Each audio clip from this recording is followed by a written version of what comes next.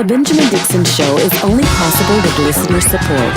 Go to www.patreon.com/The BPD Show. Thanks so much for joining us. I want to talk about the commitment that Black people have to America as expressed through our service, through military, through serving in the police, or in this very specific case, the U.S. Capitol Police, and the price that Black men and Black people have paid for this country very directly in the face of the January 6th attacks. Let's talk about being committed to a country that's not committed to us. Up first, Georgia Fort with On the Clock.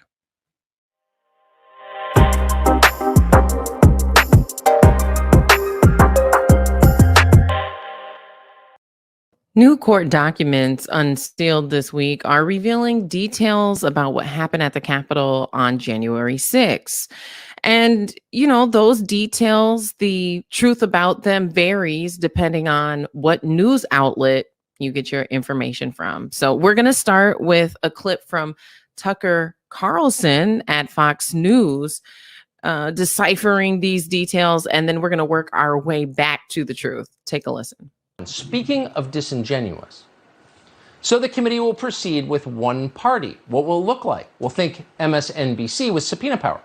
On Tuesday, Pelosi will call a Capitol police officer called Harry Dunn. Dunn will pretend to speak for the country's law enforcement community. But it turns out Dunn has very little in common with your average cop. Dunn is an angry left-wing political activist whose social media feeds are full of praise, not coincidentally, for Nancy Pelosi. Here's a picture of the two of them together. Racism is so American, Harry Dunn wrote in one post, that when you protest it, people think you're protesting America. Hashtag leave it to whites to tell blacks what is racist. Hashtag I stand with Ilhan Omar. Hashtag squad. Harry Dunn, ladies and gentlemen, just another fact-based witness to the insurrection. Jim Jordan is one of the members Nancy Pelosi banned from the commission today. He represents Ohio in the House of Representatives.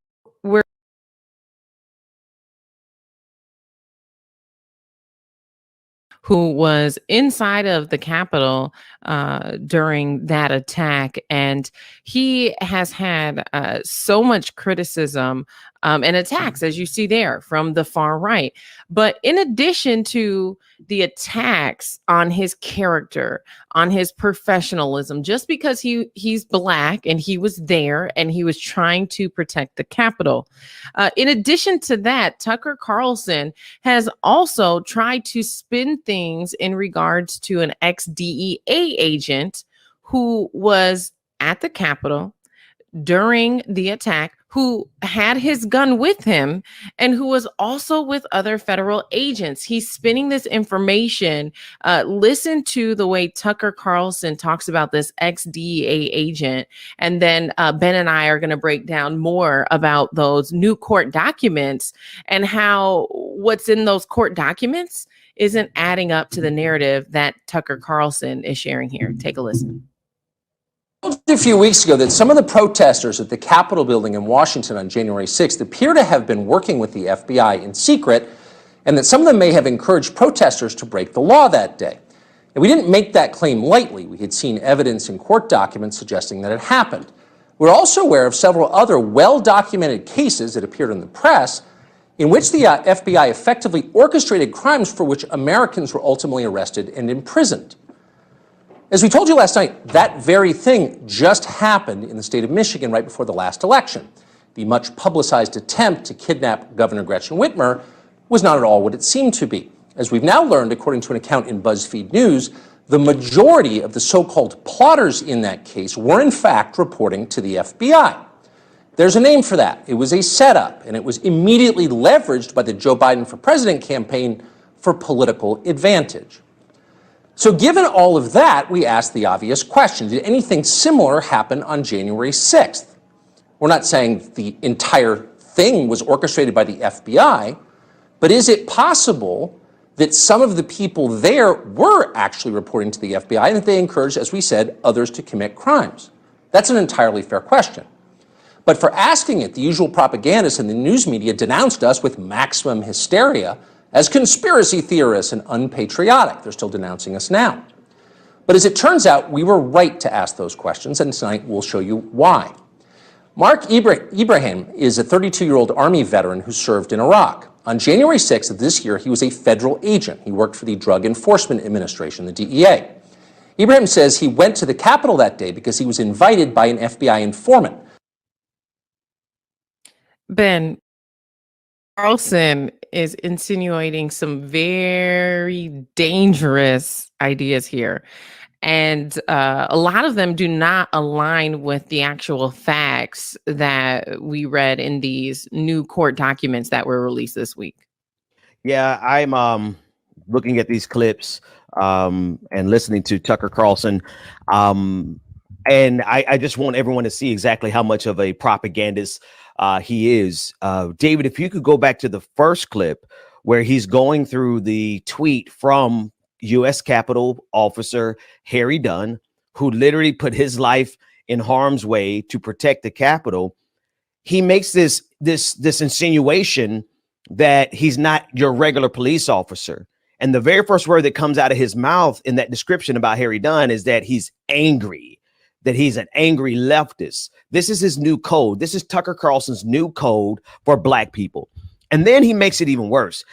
David, if you would play the very last portion of it, where he goes down a list of hashtags, Georgia, that are literally not inside of the tweet. There's nowhere on the screen, as Tucker Carlson read this tweet that was from Officer Dunn, did it say anything about hashtag leave it to white folks to tell Black folks what is racist, hashtag Ilhan Omar. But it was necessary for him to put all of that in there for him to make his white agreed Fox News old conservative white folks fearful of this big Black man who's a radical leftist. And keep in mind, by the way, he's not your regular police officer.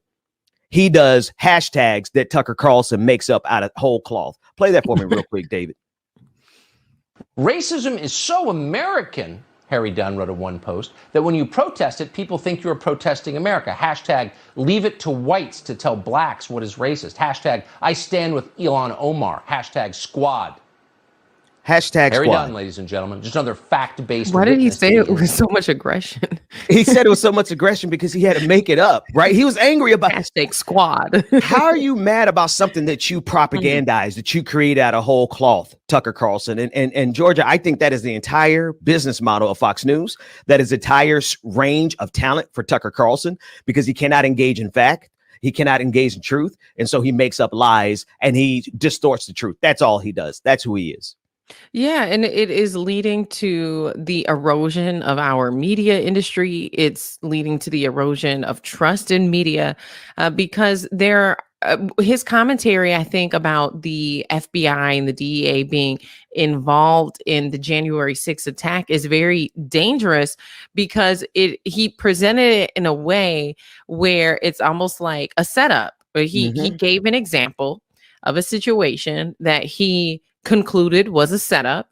And then he said, is that what happened on January 6th? And so again, here we're seeing an individual who is trying to evade the accountability of those who were responsible for what happened on January 6th, which ultimately led to the death of 5 people.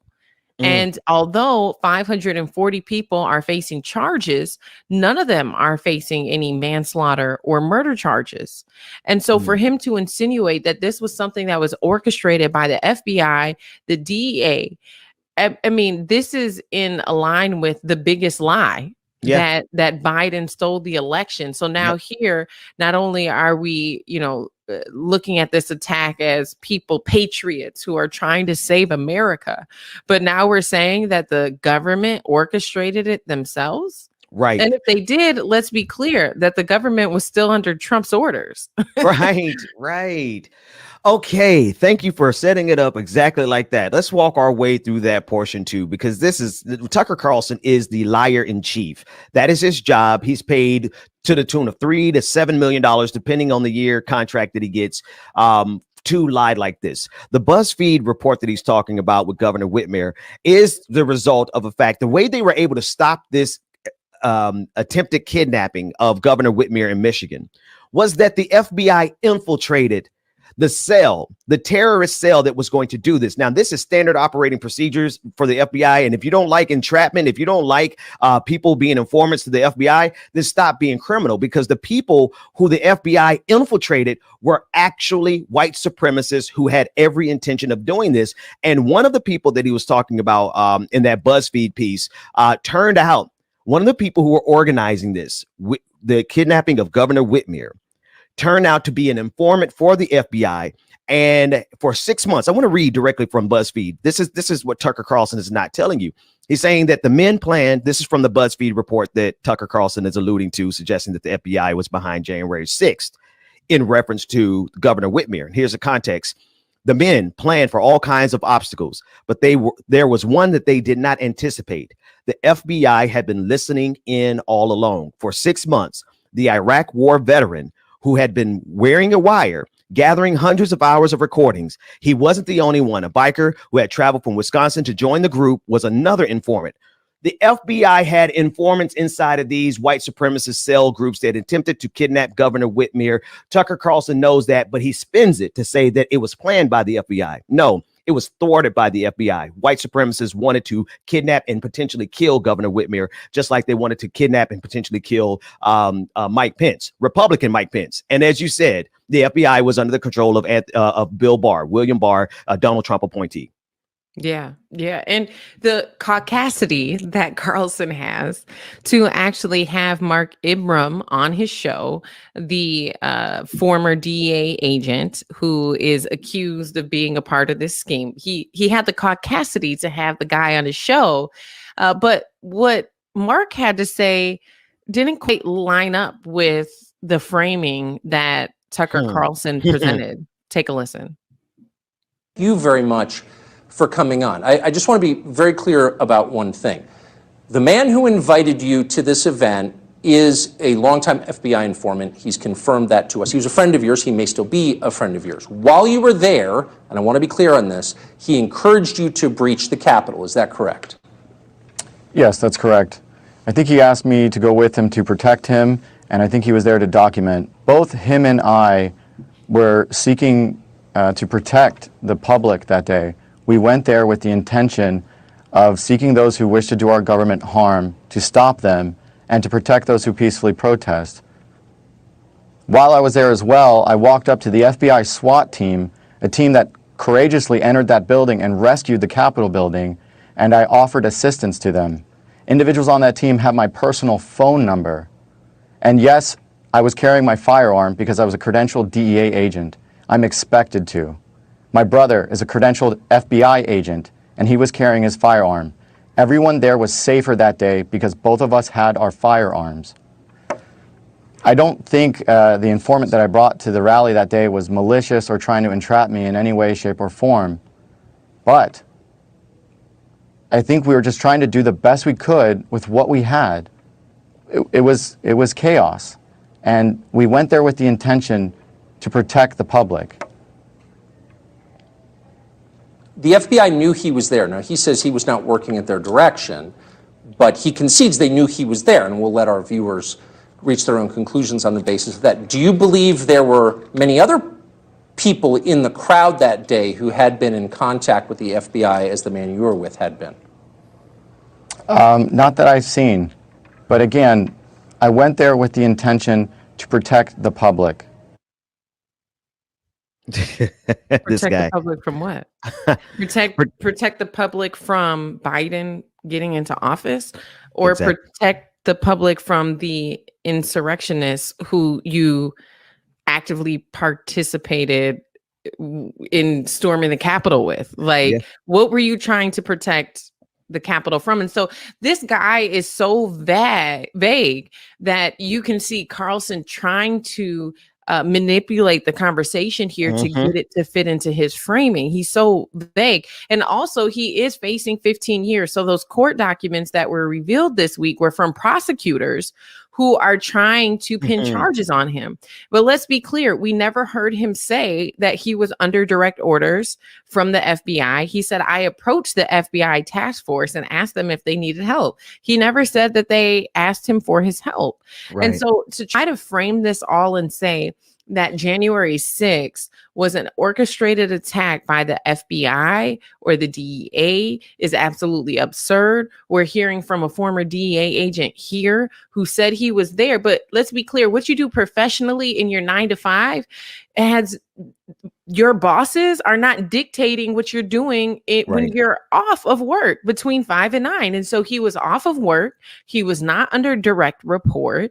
And so you cannot sit here and say just because people who worked as a DEA agent, because people who are working for the FBI were there, does not mean that those agencies orchestrated this attack. There's no evidence to support that connection.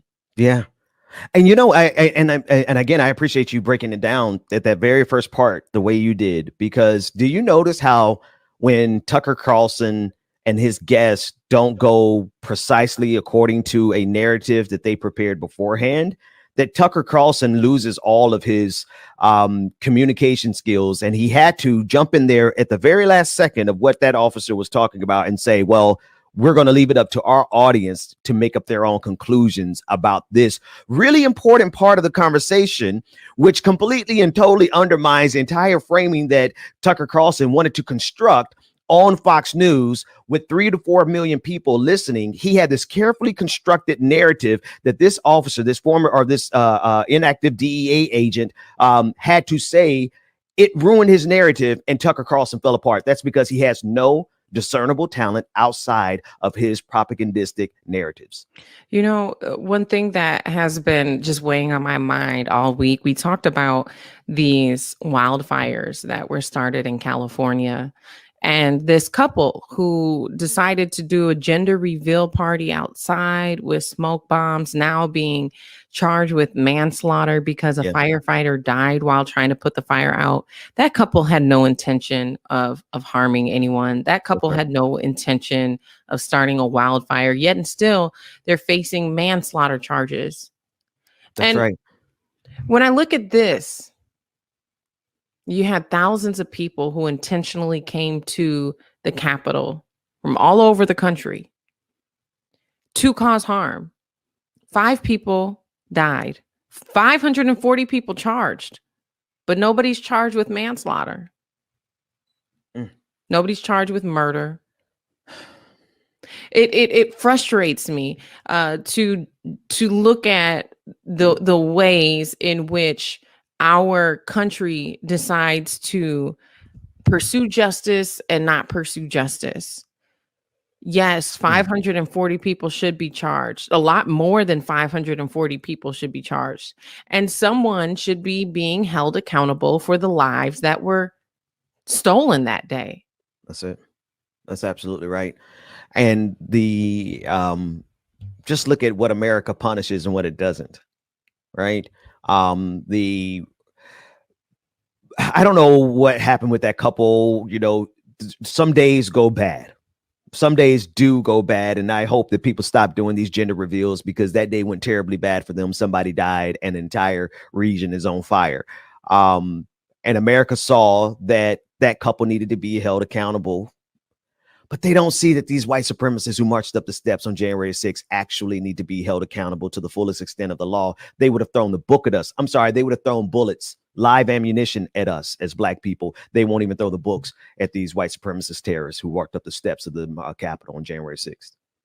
Yeah, it's absurd. It's ridiculous. And then now to see Tucker Carlson here trying to evade accountability, being used as a mouthpiece by a lot of the individuals who were there to deflect.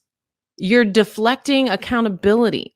You are trying to take the attention off of those who were there, those who were directly responsible for claiming the lives of 5 people. You're trying to deflect responsibility and say, oh, it was the DEA. It was the FBI. No, it wasn't. It was the individuals who decided to go there to the Capitol and storm the Capitol. And they should be held accountable for it. We should not be sitting here trying to come up with conspiracy theories of how this was something that was orchestrated by the government, which is just idiotic, because the government was still under Trump's. Exactly. It was still orchestrated by Trump then, if that is the case, ultimately, right? But it will be interesting, especially with this former DEA agent. There was some information within those court documents that say he was preparing to leave his job. He was preparing to put his 2-week notice in to start a political podcast and a cigar line. But he didn't get the chance to before being terminated for his participation in January 6th. But when you have, and this is for everybody, when you have people, Black people specifically, who are sharing their experiences in the workplace, and they're saying that they feel like they're experiencing microaggressions, or that they have to code switch, or they have a hostile work environment. Think about this. all those thousands of people who stormed the Capitol, they all have day jobs. They all work somewhere, and they're showing up in their workplace. And most of them are not very flamboyant with their identity and how their political views. And so you have someone like Ibram here, who was a DEA agent. We know how he feels. How is he showing up in the workplace and treating his Black colleagues? Right. You had teachers who were out there. How are they showing up, not only treating their Black colleagues, but treating their Black students? You have police officers who are out there. And then we wonder why there's so much racial profiling of Black drivers. It is a system of absurdity. I think I heard you say that earlier. Like, it's just the absurdity of it all, right? And it is, Georgia. The other thing is, it's the level of they don't care that we can see them doing this right in front of us. The discrepancies in the justice system, the amount that they can get away with, how they can go all the way to the Capitol with their treasonous behavior. In times past, people were executed. The punishment for treason was death. But we can't even get some of these people charged with manslaughter, whereas a Black person playing in the park, 12-year-old, will get summary execution on the site, Tamir Rice, on site, because of the disparate treatment that Black people get in this country when we are trying to preserve our lives, while white supremacists are trying to overthrow democracy because their Führer didn't win. And Ben, before we wrap up here, I want to get your thoughts on this last clip. Biden was asked about defunding the police. Take a listen. Defunding the police, though, because there's no. I've never said defunding the police. Look, I don't know any community, particularly the communities that are in the most need and the poorest and the most at risk, that don't want police. They want police, though, to look at them as equals. They want police to treat them in a way. They don't want police abusing. What are your thoughts on that? Yeah, those are good. Those are cool things. We do want the police to treat us as equal. We do want police to respect our communities, and but we also need a strong reallocation of resources so that there is not a resource drain on our communities. Taking those resources, taxpayer dollars, outside of the Black community, sending it to white officers who don't even live in our neighborhoods. And we don't have the funding inside of our neighborhoods to prevent the kind of crime, because crime is an economic construct. There's studies from Harvard University that show that there's a direct correlation and causal link. There is a causal link between crime and economics, Joe Biden. And so when we have a protection racket in the form of the police departments all across this country, seizing the vast majority of resources in every single one of our Black communities, and those resources don't recirculate in our community, but they instead go out into the suburbs through proxy of all those white officers who come into our neighborhoods and patrol us like the Gestapo. I'm sorry, we want them to respect us, but one, I want some of them out of our neighborhoods, and two, we need to reallocate those resources, since you don't like to say defund the police. And I feel like he has been trying to really win over Republicans. I feel like he's been trying to walk the fence as much as possible. And, you know, for political reasons, I get it. But at the same time, Biden, you ran on a promise that you would prioritize issues in the Black community. And this has been one of the most pressing issues of the decade, if not the century. And for him, it feels in a sense that he's backpedaling on some of those promises. That's right. That's right. And he's back because there's an inherent conflict between the plight of Black people in this country and the amount of funding that goes to police departments. There is an inherent conflict.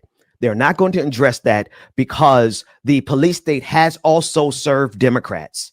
Let's just call a spade a spade. During the George Floyd protests, and if anybody can answer this better than me, Georgia, it's you. Those were Democratic mayors who unleashed the police in Georgia, Atlanta. Keisha Lance Bottoms, she was mayor, a Black woman Democratic mayor who unleashed the police on the protesters in Atlanta during the George Floyd protests. So the police state has always served the Democratic institution just as much as anyone else. And there's an inherent struggle, conflict, because the police, they want their money. You got to pay the protection racket. You don't get to walk the streets of your city safe and not pay the people who have the guns. And that's what our cities are facing. And Democratic mayors are complicit. Yeah, and it just feels like at the end of the day, people are terrified to say defund the police. People are terrified of imagining what a different system of public safety could look like. And I think people feel as though it's radical to imagine a society with a different type of public safety. But to me, I feel like it is problematic to continue in the direction that we're going because it has cost so many Black people their lives. And if the mission of public safety is to keep the public safe, and you have a portion of the population that is not feeling safe, that system is not working. Right. And so I don't know what it is about the words defund the police, but that has become so politically charged that even if people want to actually do that and reallocate funds, they have to figure out a different way to say it, because Biden, if he would have agreed to that. Yeah. If you would agree to that, could you imagine how Republicans would have thrown him under the bus and ran him over? Yeah, I'm going to be honest with you. We need to look at the police in this country as a racket with RICO legislation, because the reason Joe Biden can't do what you said is because if he had done what he said, look at what they did in New York to Bill de Blasio. The police have every method at their disposal, from intentionally ignoring crime because they don't like what a mayor does, to actually creating crime because they want everyone to feel like we need the police. Joe Biden could never and would never, because I don't think he wants to. That's why he would never defund the police, but he also could never defund the police, because there is a protection racket that is taking place across this country. And it is not just the police, it is also the military industrial complex. And that's why the vast majority of our resources go there instead of public school. We have money for war, but like we said last week, not to feed the poor. Ben, I couldn't have said it better myself. You all, thank you so much for joining us for On the Clock. I know there's so much I could say on this, Ben, but we're on the clock. So make sure you stick around for more on the Benjamin Dixon Show.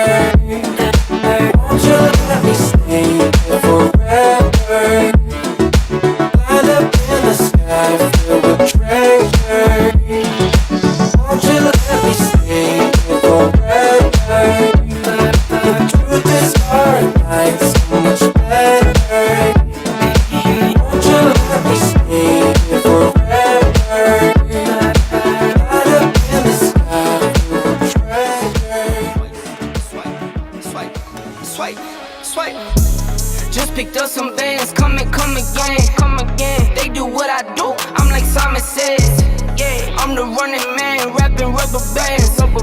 They do what I do, I'm like Simon says. Simon says. Swerving, making plays, cool Ferrari red. Never out my zone, touchdown in my hands. Only fam around me, I can't have no friends. Had to cut you off, you left me out for dead. Ever since I was a teen, had prices on my head. Had to cut you off, you left me out for dead. They do what I do, I'm like Simon says. Just picked up some bands, come again. They do what I do, I'm like Simon says. Yeah, I'm the running man, rapping rubber bands. They do what I do, I'm like Simon says. Just picked up some bands, come again. They do what I do, I'm like Simon says. Yeah, I'm the running man. Don't feel right. I still wanna party with her. Oh yeah. Even when it don't feel right. You know I'ma party with her. We be chillin' out the Wednesday, slept until it's Thursday. She don't wanna leave me, not just yet. Told me all about last Friday, when she went all crazy. Didn't go to bed till Saturday. I don't wanna go without, so I asked her to stay.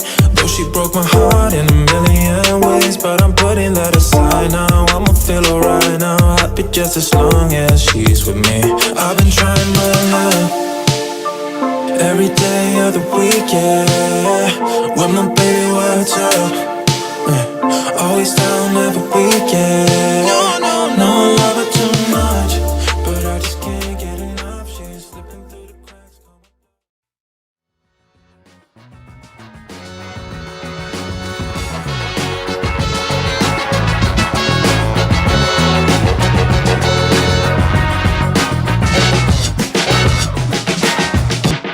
The Benjamin Dixon Show is only possible with listener support.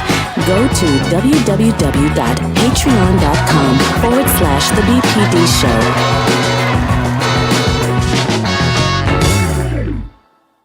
Minnesota Appeals Court has denied an appeal aimed at halting construction of the Enbridge Line 3 tar sands pipeline in northern Minnesota. In a 2-to-1 ruling, the court upheld Minnesota Public Utilities Commission's approval of the 340-mile-long pipeline. More than 700 people have been arrested since June in Indigenous-led protests against the pipeline. Indigenous lawyer Tara Hauska of the Ginu Collective condemned Tuesday's ruling. Today's ruling from the Minnesota Supreme Court is yet another example of Minnesota not responding to the climate crisis, not respecting Indigenous sovereignty, and continuing to ignore what's happening in real time all around us with smoky skies, the world burning, the rivers in drought, and water protectors being brutalized by police that are being paid by Enbridge. Police that are being paid by Enbridge. We're listening to this report from Democracy Now!, and I take in consideration the amount of propaganda and financing that takes to have the entire world ignore the seriousness of climate disaster. And yet in the United States, we're faced with yet another attempt to construct a pipeline that could potentially disrupt the water supplies of millions of Americans, all in the backdrop of smoky skies, as was stated in that clip from Democracy Now! Joining me now to discuss is Olivia DiNucci. She's a part of Roots Action, and she is literally on the front line of one of these protests, one of these actions that is taking place in Minnesota.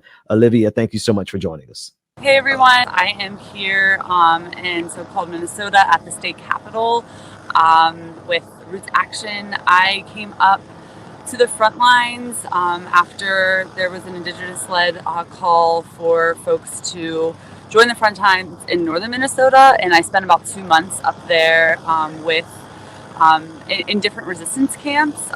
The Gnu Collective, who was just featured on the clip in Democracy Now!, Tara Hauska, Winona LaDukes, Honor the Earth, Michelle Camp, Tasha Camp McGeezy, and then there's the other camps doing really important work right there, and I'm feeling really grateful to be able to be here and be in community and led by all of the Indigenous women, Two-Spirit, and a lot of youth activists here on the ground.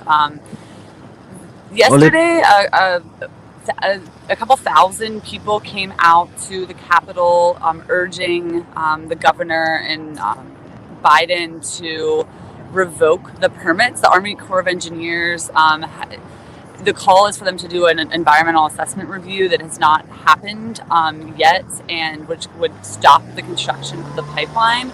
It's set to be finished by the end of the month, but there have been a diversity of tactics, calling on politicians and policymakers, but a lot of direct action.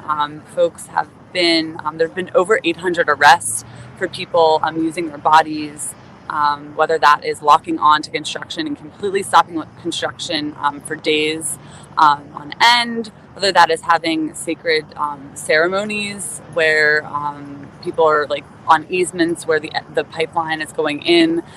If people aren't familiar with the pipeline exactly, it goes through 27 waterway crossings here. It will, pipelines always spill, so it will make the water undrinkable. That is the Mississippi.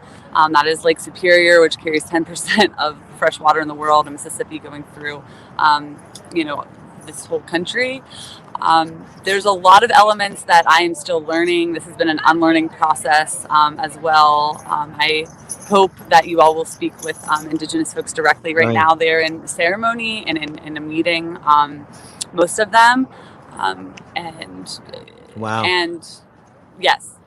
No, if you don't mind, because as you're talking about it, I was just thinking I would love to hear from the indigenous populations. But could you tell us more about Roots Action and why you all are focused here from a political, economic, and philosophical perspective? Yeah. So one big thing is that this is something that the corporate media, mainstream media, is not covering. And we are seeing the movement. Indigenous erasure has been 600 years and beyond here, and that many folks, I think, in this country may think that Indigenous people don't still live here, and they do, and we have so much to learn from them in terms of movement organizing, in terms of building off of Indigenous knowledge to recreate and reimagine the future we want to live in. And Roots Action we are trying to amplify this. We want this to be on the minds of everyone. So many folks up here say this is not just an Indigenous problem. These aren't Indigenous lands. They are Indigenous lands, but the Black Snake, the pipeline shouldn't go through any lands. That's right. This is a human problem. Water, we all are made up of water. We all need water. And so this is something that we want to amplify, and we want the more awareness, the more people will see that this is injustice, and that we should all be stepping up and stepping out in this fight. What are some of the things that people in our audience can do, right? So our audience is a magnificent collision of Black people and progressive activists, and what can we do either politically or even in terms of participating to help advance this cause? Yes, one of the really powerful things about having experience in these camps is the intersectionality. We are Minneapolis, the movement for Black Lives after George Floyd was murdered, activated the entire world, and that momentum has carried the resistance for the Line 3 movement, which has been going on for years, and really seeing these intersections, liberation of all people in this. So I encourage everyone to read first more about Line 3, about Indigenous resistance movements in general, to inform ourselves.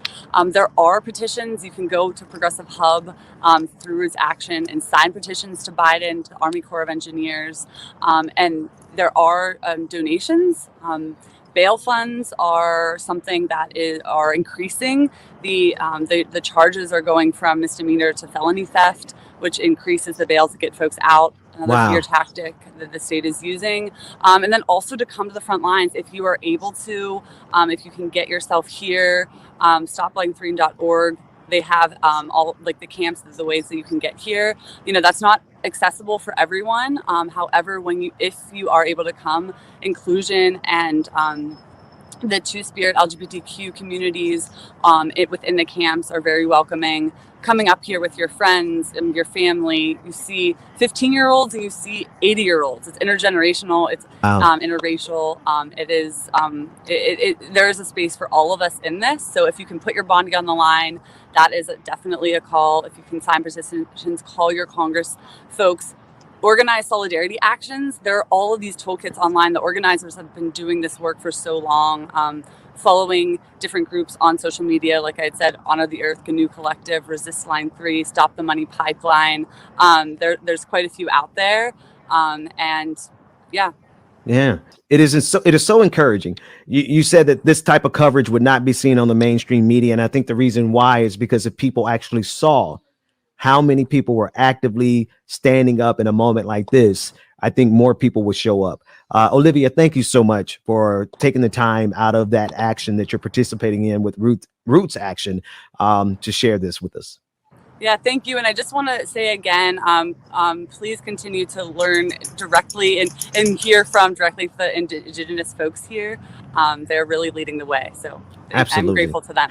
And actually, so let's do it like this. If you can connect us with any of the voices that I know that they're in rituals right now. So when their voices become available, please help connect with David and we'll get their voices amplified as well. That's great. Thank you so much. And thank you for covering this and amplifying it to your networks. Thank you. Joining us now is Leon Yin. He's an investigative journalist and data scientist at The Markup, which is a nonprofit newsroom focused on tech accountability. Leon's work centers around the effects of commercial content moderation and market dominance. Leon, thank you so much for joining us. How are you today? Great. Thank you for having me. The pleasure is ours. I came across your recent article, and because of the nature of the work that I do in the YouTube space, and working with and oftentimes against the algorithm, your article stood out to me. Could you tell us about the keyword block list that you found and how it reflected the difference between how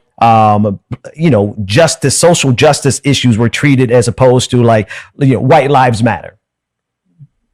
Yeah. So last week, my reporting partner Aaron Seck and I released a two-part investigation looking at this block list. The first part, as you mentioned, is about hate, and the second is looking at social and racial justice. So a little background is that YouTube ads brings in $20 billion of revenue to its parent company, Google. And Google, the nervous system of the ads is their ad portal. So we looked at a specific thing called placements, which you can use to search for YouTube videos and channels related to something like skateboarding. So if I'm an advertiser, I'd put in skateboarding, and it would allow me to actually handpick the channels to place ads on. We found that not all searches return stuff. So a lot of it returns nothing. And we were able to distinct the difference between gibberish and something that would return nothing, like if I smashed my keyboard and just randomly pressed keys, versus terms that were blocked. And we did that by going behind the scenes and look at the code being returned for like swears to see what was getting blocked and just a bunch of nonsense. So it kind of equates to getting like an empty envelope for gibberish and an envelope with an empty letter for gibberish and just an empty envelope for stuff that's blocked. And so we created keyword lists of hate and justice words with experts. So our social justice list, we worked with Color of Change, Miente, Media Justice, and Muslim advocates. And we sent that through that portal. And indeed, we found that terms like Black Lives Matter and Black Power were blocked, whereas the hate counterparts, White Lives Matter and White Power, were allowed for search. Wow.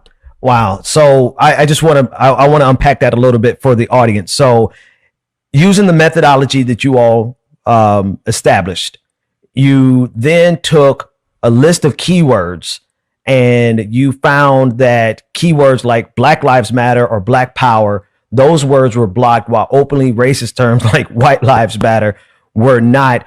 what was the frequency, like what was the ratio of like justice terms that were blocked? And when we say blocked, like this ties directly to the ability of channels to monetize and make money off of these, right? Like, so when we post a video here, a lot of times we have to dance around the algorithm and not say specific words to make sure our videos don't get flagged. But then anytime we have to cover like a social justice issue, it's almost guaranteed to get flagged in so many cases. And what you're saying is that this is a part of that reality. It essentially makes videos of those topics harder for advertisers to find and say, I want my ad to show up on this video. So that certainly is a financial impact of this work. And so the ratio, to get to your first question, we create really small keyword lists of well-known terms. And so the denominator is kind of small. So we looked at 86 hate terms, and about 1/3 were blocked. And we found that for phrases that were blocked, if you just removed spaces, you could get around the block in almost all of them. And an innovative technique we developed called pluralization, where you add an S, also gets around the block. So white nationalists is blocked, but not white nationalists. When we look at social and racial justice, about 1/4 of terms were originally blocked. Wow. So what are the implications on the implications in terms of how this is deployed, how it impacts content creators? You mentioned that it impacts advertisers, their inability to get access to those videos. And then the second question is have you had any response or feedback from Google with regards to what you found? Yeah, so the response, we reached out to Google about 2 weeks before publication. We gave them everything. So when I say everything, I mean we gave them all the data from beak to butt, like all the raw code, basically how did we collect the data, how we analyzed it, nice spreadsheets to tap through. We also sent them detailed questions and 2 expertly reviewed methodologies that we created that explained how we did everything. And after 1 week, they got back and they only responded to our questions about the hate methodology. They said they had no problems with our findings, and they said, we did a bad job. We messed up on hate. We fixed the problem. And we also, any ads that you would have placed on any of those hate videos wouldn't have showed up because we have extra systems of protection. So it's all about opacity here. This block list was not publicly known. And this additional protection that they mentioned also was not previously known. They neglected to answer a single question we had about social and racial justice. They pretty much ignored it completely. And instead of taking terms off their block list, like Black Lives Matter, they doubled down. They blocked even more terms. And these are terms that, there's no explanation to why they blocked terms like black in tech, anti-racist, civil rights. It ended up being about 80% of terms now were blocked. And it was done in such a way that further study is difficult because they mix up the signals of what we originally found as a block to what was actually for obscure searches, so that empty response. So they swapped that to make it more difficult. And when we followed up with more questions, they stopped answering our emails completely, which is incredibly uncommon. Wow. And so I guess there's my next question then you wouldn't be able to answer because they didn't answer it. Why they draw an equivalence between social justice terms and hate terms, right? It gets to this both sidesism, like this, where all, if you're fighting against injustices, you're just as bad as the people committing the injustices. And so they have no response to that kind of question whatsoever. So they have a clear policy for hate speech and hate, and they say we don't abide by it. It's not advertiser friendly. It shouldn't even exist on our platform in the first place. So there, it's a little more clear. It's less clear why they block things like Black in Tech and Black Lives Matter. So we know that my reporting partner, Aaron Sankin, went through basically all the policies that YouTube has. And one of them is that they do not allow targeting on identity or belief. However, Black Lives Matter is not about, it's not targeted to a single identity, right? A lot of these, so there's not really an explanation to why these are blocked. So And until they acknowledge this, what they've done, it's hard to say. Fascinating. So what then, what are the conclusions that you all have in terms of you and your research partner, the data that you put out?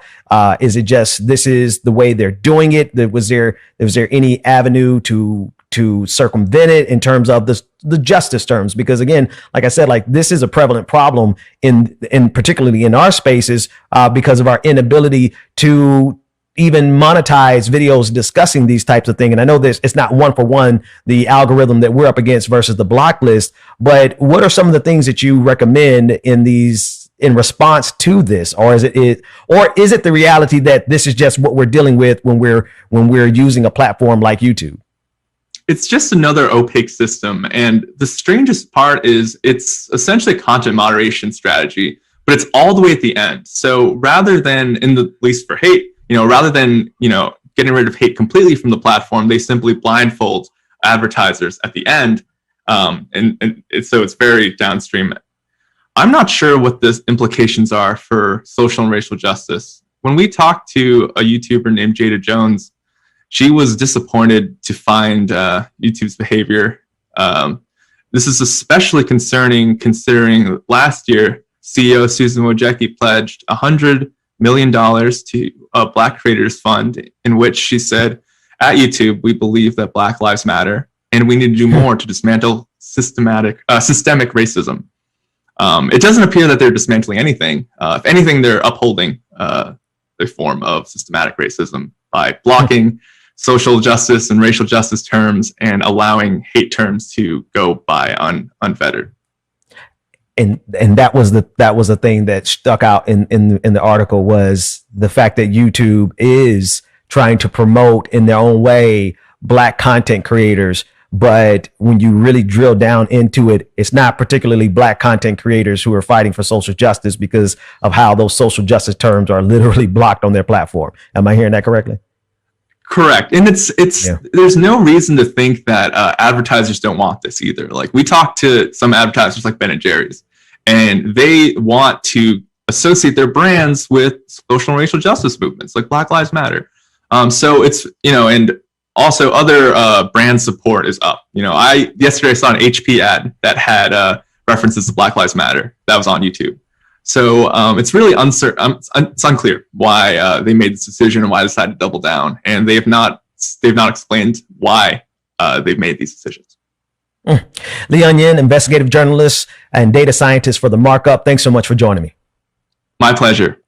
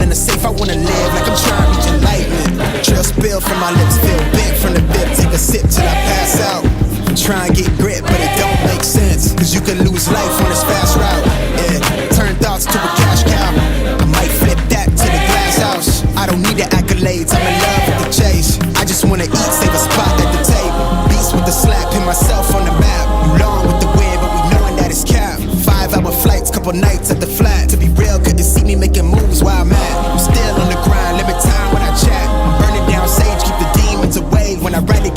to myself to the page. I don't do it for the praise, love. That's just how I'm made. Truth in the glass in the mirror. Yeah. Do it at me, old man, tryna pass in the fear. You're the first one to talk, but the last one to hear. Eyes blurry, but I couldn't see that. And he cleared down. Start to feel like I'm on one. Settle in, I'll be here for the long run. I'm a slave for the cash, got snakes in the grass, no brakes on the ad, but it's all fun. We done seen it all, heard enough, give me space before I murder y'all. 10 bad here, I'ma curve them all. 12 missed calls and I still made a curtain call. Here to light it up, lighten up. Hear him talking, they ain't right enough, tighten up. Everything that I came for, I left with. I don't bang sets, I just bang on the set list. Going past supper when I came for the breakfast. Put me in your prayers, I might put you on the guest list. Young, to me reckless. Gold in my soul, got the same on my necklace. Light it up, light it up. Light it up, light it up. Well, well. Oh, light it up, light it up. Light it up, light it up. Well, well.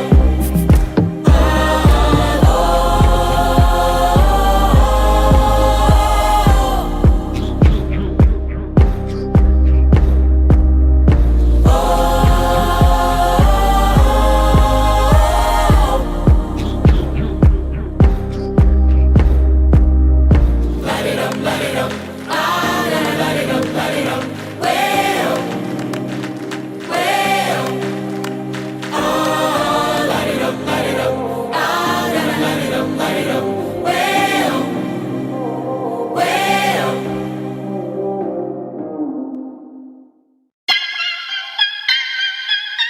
Rest in peace, my uncle Mark Quayle. And to all my people who lost their lives at the hands of white police.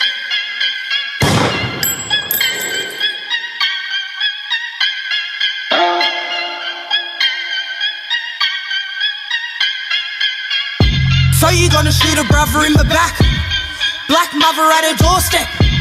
Impale a brother on a tall fence. Another brother shakes till he got no life left. Take the body bag to the mish. No respect, gungy bulls don't give a shit. The young fellas get chased into the river and their bodies turn up and they're floating like ships. Burnt in the back till his body turned crisp. Blamed for the rape cause she put liquor to her lips. He's bashed in the pack, he got broken in the bits. He's got his hands up, he's innocent, he didn't do it. Why my people gotta die? Ain't shit changed since we've been colonised. We want land rights but there's no treaty inside. And we still gotta fight cause coppers keep taking lives. I'm sick of it. Sick of being traumatized, scrolling down my timeline till we lost another life. It's ridiculous. I wanna heal as a nation, but these ignorant dummies got me losing my patience, but we still fight. Hold your fists high.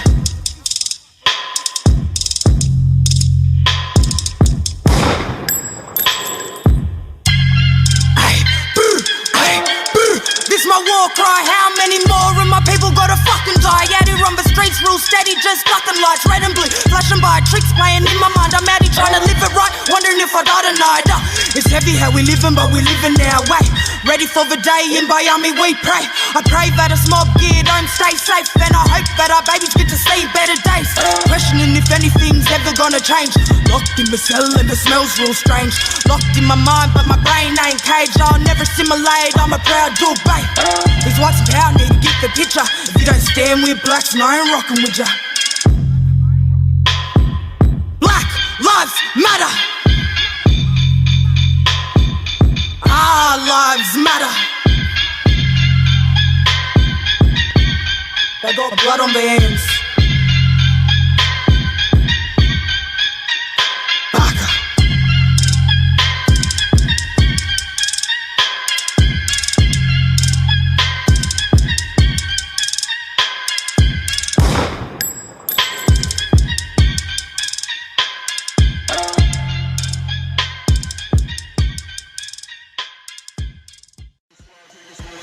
Like It or Not with Benjamin Dixon starts now.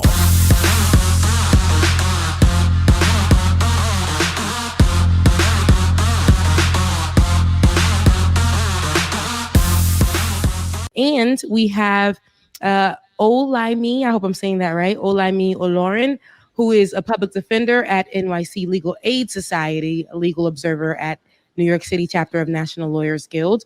She is going to be joining us today. There she is. Let me tell you something. Hold on. This morning, I went to her page, right? and I saw that she was on BNC, the Black News Channel, and I said, "Oh, give us blonde, ma'am. Give us the blonde." Okay, I live for it. I absolutely. I be switching it up. I like the concept that they can't keep me at the court. That's right. That's right. That's right, sis. I love it. I was like, okay. They gotta go with it. Yes. Yeah. Yes, they do. They might look at you and be assuming, right? And then you come and you're like, I'm educated, and this like, it doesn't matter, right? Because people like to think you got to change it, and you don't. Exactly. Because you know, Karen over here and Sarah over here are rocking their reds and their purple highlights and whatever. Or just looking rough and raggedy. Rough. Yep. Unkept. But thank you so much for joining us here, Olaimi. Can you introduce yourself and let the people know who you are?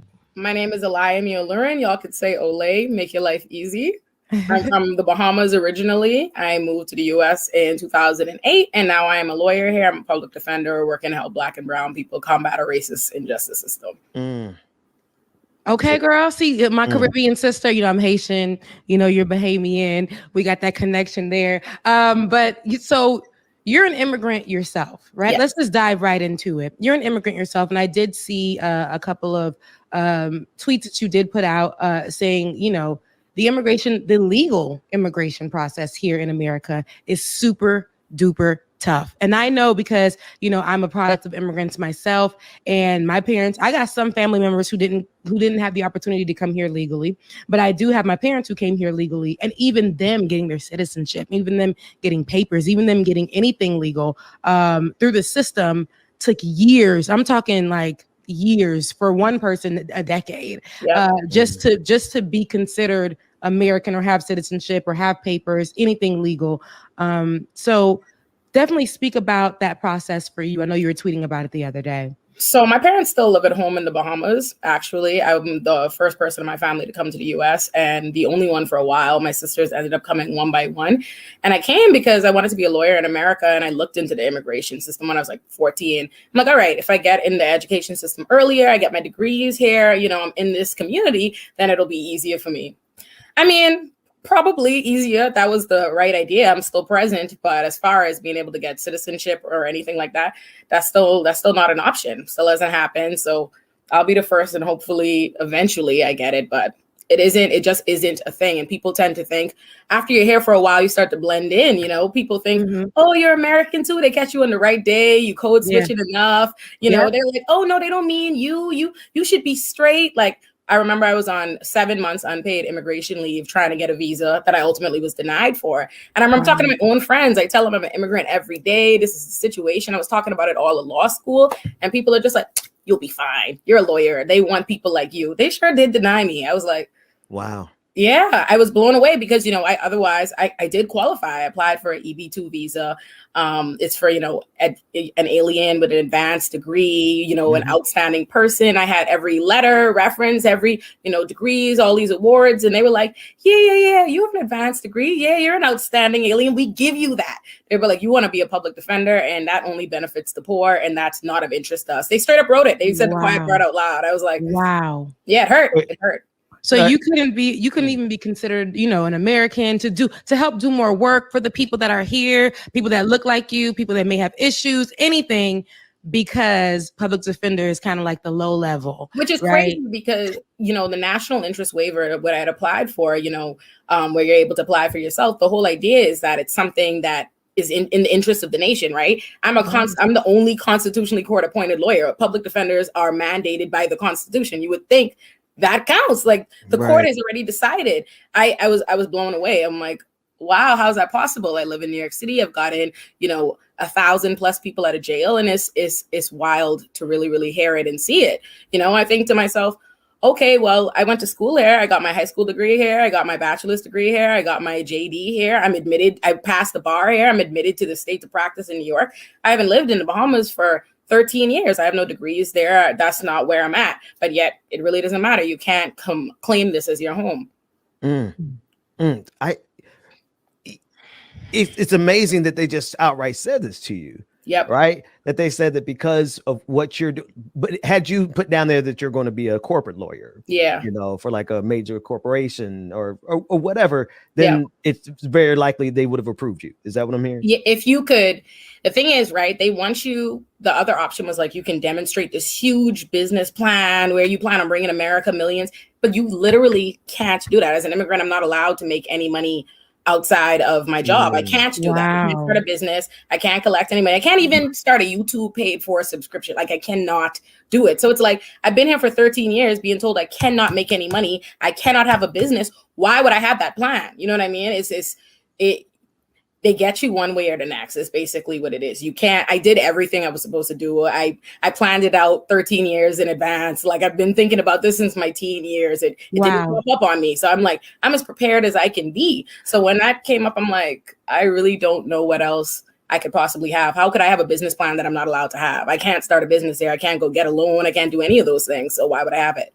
So in your case by yourself, you show that immigration is not only a class issue because of how they have that thing so tangled up that you got to benefit the rich or you can't come, but it's also a black issue. Like this is an issue for us. It is. No, immigration is a black problem. It just hasn't gotten framed that way, you know. And, you know, unfortunately, as a community, we have so many issues, you know what I mean, to tend to in terms of this country, in terms of the media cycle. So I see how it happened. But in actuality, despite how the media portrays it, most immigrants here are people who came documented. You know what I mean? They came documented and their visa overstayed. And a lot of immigrants are, in fact, black people coming from Haiti, coming from the Caribbean, coming from Africa. And these are the places that don't have these immigration carve outs. So it, in fact, really deeply is a black issue. People just aren't thinking about you when they see you. Like I tell people I'm an immigrant all day long, but that's not what they think of when they see me. You know, they know I'm black, they know I'm tending to those issues. But as far as being an immigrant, no. And especially with America advertising itself as a melting pot so often, and everybody is, you know, my parent was an immigrant, and this is easy for people to think when you say immigrant, you mean, oh, your parents came here or your family's from here. And I mean, no, I'm from there. I came here. I'm not from this country. Wow. I absolutely appreciate that story. And first of all, you're on both sides of it, right? You're fighting for people, their rights here in America, right? And they're telling you, I mean, that's low level and you're an immigrant. I mean, it's not really doing anything for us. So, and you can't monetize outside of that to even make it better for you, especially in this time where social media is popping for you to be monetizing on your work. They're just like, you don't deserve because you're an immigrant. Here in America, the melting pot, right? The one where we're supposed to come here as immigrants and say, you know, we've made it. This is where all immigrants can get their dreams to come true. This is the place. And it's like, it's really not, especially, you know, for you, to me, you said like, this is a true hardship that nobody really understands. If you're not an immigrant, or if you're not a product of immigrants, Black folks already got it hard. And like you said a key thing as well. They try to frame it as if immigration isn't a Black issue. And in reality, it is. Like here, if you're Black or brown, that is definitely an issue as an immigrant, because we don't see that with you know, the clear people, with the Europeans or whoever who's coming over here. They get to come here, things are easier for them. The hardships aren't relatable when it comes to them.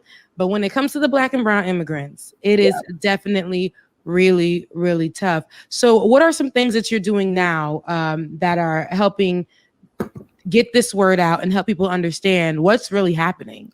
I think it's necessary I talk about it, right? Like in the 13 years I've been here, I've never really heard that story. I know it well as far as my friends, people I know. Like, I am not the only international student. I know I'm one of the few I know that are left still here. I have Bahamian friends who have been just as qualified and competent, came to America, couldn't stay. Even my own sister. I have a sister who went to undergrad, graduated with all the honors, 3 sisters, you know, couldn't stay here, had to end up going back to the Bahamas. That's where she's in med school. So I know it well like that, but people don't know it. They don't really get to hear it, because the reality is immigrants aren't in the position to tell your story. You're either wrapped up in an immigration fight and you don't want to upset USCIS, right? So you're doing that, or you're out the country. It's only one way or the other. So you don't really get to put that narrative out there. And what happens is people think that the immigration, they think it's like, oh, just do it the right way. If you just do it the right way, just apply. They don't realize you can't apply. They haven't heard that, because the narrative is dominated by people that are intentionally trying to create this appearance that immigrants just don't want to be bothered. They just want to come here illegally. They just want to do it the wrong way. And you never get to hear from other people because they're not in the position to talk. So right now, what I'm just doing is talking, making noise, making sure they know. So and I know we're talking about the legal immigration side of it, right? But we also have the illegal immigration side of it. And that is also tough because people, they don't have an opportunity. They have a lot of the walls built, in front of them where they can't even come to America. And then we have a woman who is our vice president, who's a product of immigrants herself, and who is telling folks, don't come. That's how it goes. You'd be shocked how often you hear some insensitive immigration comment from someone you think would understand. That's why I plan to keep all my immigration letters to show my future children, they don't know what it is, so they're not saying things like that. But it's always been the case. The narrative is very insensitive. And even myself, right? Even with my own immigration narrative, I'm very privileged, right? I am still someone that was privileged enough to be able to qualify for a student visa to come here. Yeah. Like that's a picture of privilege. My parents sent me to this country, pay for boarding school. That's all very expensive. Just getting the visa, the amount of financial support my parents had to be able to show. So I'm very, very privileged in that. And I'm privileged to still be here. And that being said, I feel like I owe it to other immigrants like me and other immigrants that haven't been so fortunate and aren't able to be so fortunate. They didn't have the parents to pay for, school 10 years in advance, weren't able to do all of this. I need to talk about that because there needs to be more routes for everybody. Because undocumented, they frame it as two separate immigration issues, and it's not. They're very, very intertwined. How you end up undocumented is because there were no paths for you to be documented. That's what happens, because if you build your life in a country, you've built your life there. Your community is there, your family, your friends are there, your ability to work, everything is there. And then they up and say, go. It's not that easy. And, it really isn't that simple. So I feel compelled to do that for other immigrants.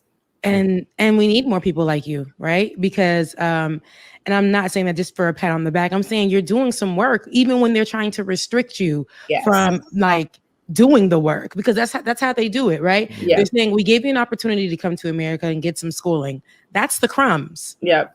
Grab that, and I'm glad that you haven't stopped there, because the more that you do the work will help somebody else.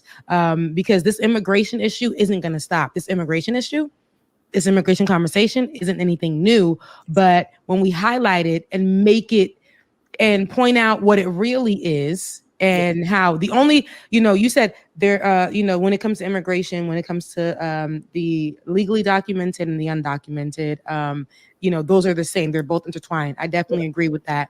But when it comes to the Black and brown immigrants and the others, that's two separate things. That's two separate lanes. And that's, and the fact that you're educating people on that. And then you're the one, and I talked about this yesterday on our show. It's so good to hear it coming from somebody who is experiencing it. Yeah. Mm-hmm.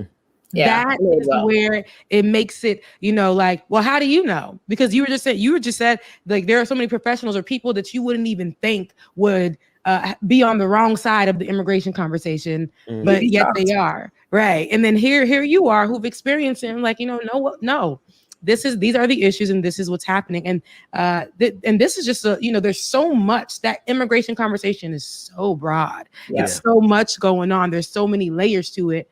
But right here, this particular portion is about you, an immigrant who came here, and there's so much like you who come here for the opportunities and who are blessed, when in comparison to our immigrant brothers and sisters who don't get the opportunity, and then still told you can't get nothing else. It's not here for you.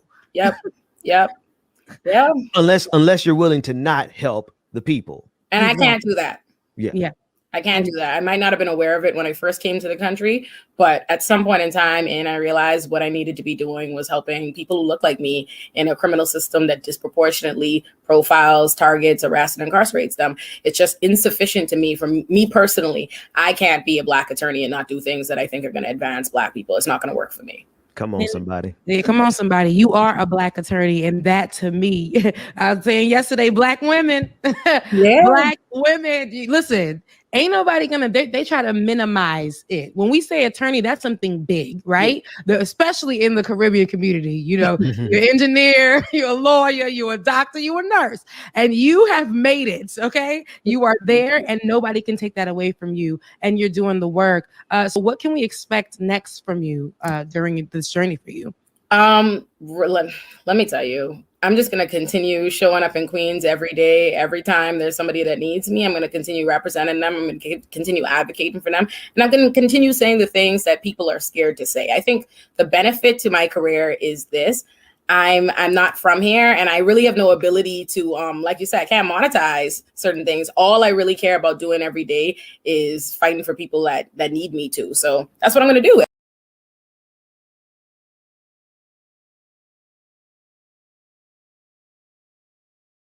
If we can't, if you can't monetize, I want people to push your work. And we'll hopefully, that pushes the coins your way because you deserve, sis. So definitely plug in where people can find you. Yeah. You can follow me on Twitter, any social media at Miss Olurin, MSOLURIN, and check out right now. I'm publishing a series. I thought it was important that I amplify the voices of people actually in the criminal system. Too often we hear from judges and lawyers and people that actually experience it. If we want to know what's wrong with the criminal system, we should be talking to the people that are actually being impacted and caught up in it. So I'm publishing the stories of people that are formerly and currently incarcerated, 5 stories, one at a time. So look out for that. We need that. We need clips of that. We want to play that on this show because that's another important conversation. You see, Ole, you over here giving us a little bit more. See, I told you, Black women, that is a conversation we have to about people who have been incarcerated and how they trying to come into the world and what their story is, because the assumption is that that's reform when they're incarcerated, right? And they push them out into the world and they don't even, how do they adjust? And exactly. Bring us that. We need those clips, girl. I got you, and I'll send you the links. People like to talk too much for currently and formerly incarcerated people. There's this narrative that they're voiceless. They're not voiceless. I might, as a lawyer, it might be my job to speak for them in the courtroom because they don't speak the language, and it's the system, operates by forcing people to have to deal with the abuse silently in court. But outside of court, they have a voice. The only thing is people aren't listening. So I think people like me have an obligation to amplify their voice, and I didn't think it was sufficient for me to have a platform, where people think it's insightful to hear my little secondhand glances at the system. Well, why not hear it from the people who really know? Hear from them, hear from their family, their experience. You're moved by my little testimony and looking at it in court, but go ask them. They got the real story. So I think it's important I share that. Girl, okay, yeah, we're bringing you back. It's already done. It's already said and done. You're doing the work, and you're doing more work on top of the work. Not only in immigration for the incarcerated and formerly incarcerated. Girl, you on the streets. Your boots on the ground. It comes in many forms, and you are boots on the ground. Keep doing what you're doing. Make sure you guys follow Ole. And let's get her Twitter handle up on here and your Instagram as well. You said what were you put it up? Sam, I'm Miss Olurin on everything. Okay, perfect. And we're definitely going to get everybody to follow you in your work. Bring those clips on over, and we're going to have you back on the show. Promise. Thank you so much, everyone. Thank you for having me. Thank you. All right, enjoy the rest of your day, girl. Our representative here in Georgia, Representative Cannon, she's part Cannon. Oh, here she is. Extremely excited. She's also part of the openly LGBTQ community here, and the small community as far as having a seat and a part of a Black woman, a part of the community having a seat in the state legislature. So could you talk about that a little bit as well? Surely. So my name is Park. I was named after an actress. My mother was pregnant and she was watching Lifetime Movie Network. We know how those movies can go. And the credits rolled up. Someone's name was Park Overall. Fast forward, Park Overall ran for office in Tennessee in the 2000s. And many people have heard that this past March, I was unlawfully and very publicly arrested at the Georgia State Capitol, and Park Overall reached back out to me to say, I cannot believe that I have a namesake who is in politics and who is willing to stand up. What I want people to know about the type of elected official that I am I am an activist elected official, which means that there are direct actions that I might be a part of. But this day, March 25th, it was not that. We had not planned to protest. We were not marching intentionally. We were not doing anything. If you see, I still had my purse. I am a high femme member of the queer community, okay? Yeah. You see me in pink. Yeah, My look at you. Flippers match my dress right now. Your girl had to get up and beat the face. You looking good, girl. We see, honey, you're serving. Okay. And so that day was not at all something that we expected to happen. Instead, I was literally just doing my job like I always would. And the last thing I really want to say about this clip that we're watching is, if you look, you will see that my partner is there with me. She is the one in the jean jacket. And the moments that we have shared as members of the queer community here in Atlanta, caring about the right to vote, they're so deep. So I say to everyone who's in the queer community or in the LGBTQ community, the progress that we make come from tiny resistances, small things that people can see and relate to understand our plight in America. Yes. Wow. And seeing this clip, when I first saw it, I was outraged, right? I was like, this woman is walking up to the door. And, before I get there, a friend to the show, which I believe, is also a friend for you. You guys are representative friends of Renita Shannon. She is so sweet. And she kept saying, you got to have her on. You got to have her on. You got to have Park Cannon on. She's great. And this was right before the incident happened, where I did not appreciate it. When I saw this footage, the anger, because I'm like, you had the audacity, right? You had the audacity to walk up to that door and say, I want to see this man. He has to see me, right? I need him to understand. I'm not trying to fight. I just want you to know that I know, and we're going to continue to fight these bills that you guys keep putting out that are anti-Black, right? That don't want us to have our voting rights. Keep stripping them away from us day by day, time by time. Any opportunity that you get, I want to look you in your eyes, and I want to watch you. Because I know when I see in this seat that I have, that's how I felt. This seat that I have, I'm going to keep pushing for change. And when I saw that they were dragging you away, like no respect for the fact that you literally are a representative of this state. They treated you as if, like you said, you were out there protesting, being disrespectful or whatever, which protests are not disrespectful, but they were treating you as if you had set something up. And I didn't appreciate that. And they dragged you off in your cute little heels and everything. I was upset. Right. I said, oh no. No, they did not, because she had the audacity to do that. And they treated her as if, just the same way they treat Black women here in America, the same way they treat people of the marginalized communities of the LGBTQIA, and you're just a woman, period. All of those things I saw in that moment, that meant you don't matter. And that pissed me off. That pissed me off. And, in my mind, I thought, how could they apologize? Was there anything done after the fact? I know that things were dropped, but was there anything done like, hey, reached out? What happened after that? No, and it will all come out in the future, because we are still looking at all of our legal options. Yeah. Yes, we are happy the criminal defense case is over, which was very expensive, very time consuming, very intense. But we still have other legal fights ahead of us. My situation is not unlike others. State Senator Nikema Williams in 2018 was arrested in the same Georgia State Capitol after the elections involving Stacey Abrams and this same person, Brian Kemp, who was then the Secretary of State presiding over his own election to become governor. When she was arrested, I was the first person with her. I ran down the stairs. I was talking with her. She passed me her cell phone. We contacted her family so that we could then head to the jail. We put together a whole press conference. Wow. We staked out at the jail. So to see that cycle repeat 3 years later, from the Senate to the House, The only thing that I can do, which is, sometimes what Black women do, is kind of believe that this is cosmic, that this is a spiritual moment, that this is not about me and my physical being. This is about the rights of my ancestors and the future generations too, because we will be successful in court when we do prove that these policies that they are trying to prosecute us on, saying that we were disturbing the General Assembly, when we're members of the General Assembly, we haven't been removed by the high-ranking members of our assembly, and session was out.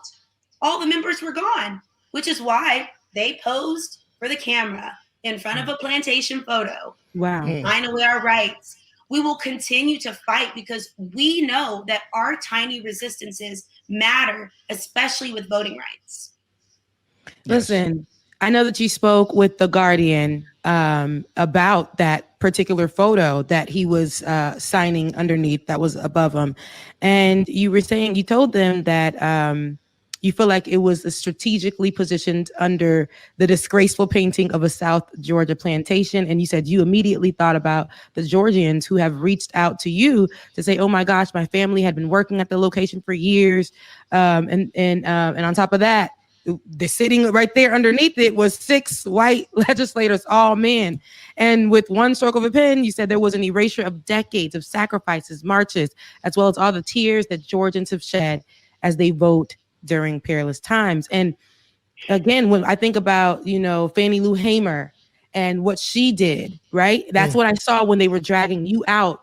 And, what she did helped us to get where we are now. And Representative Park Cannon, what you're doing, I know will help eventually, even though it doesn't. You even said this. It just feels like we're going back and it's so slow. It's like where's the help? People keep saying we're moving forward, but it almost seems like we're dragging our feet. It's like, what are we doing? We're very, it's what are we doing with this? It's when it comes to voting, especially for people of color, especially for Black people in this country, it's always something. They always want to take something from us. When we find a way in the moment to get through it, whatever they put in our face, in our place, we find a way to get through it. They always try to take something from us. And you said something. You said it's like it's slow. It's a slow movement right now.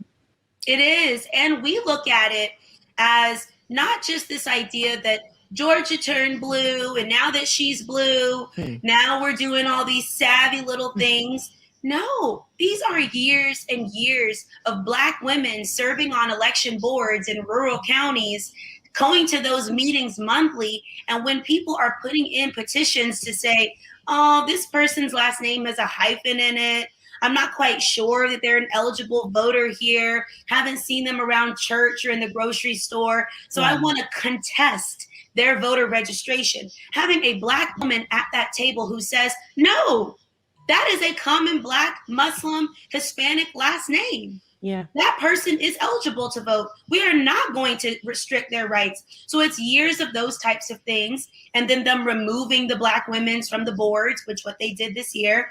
But then it's also what we consider to be trauma-informed voting. It's a two-part.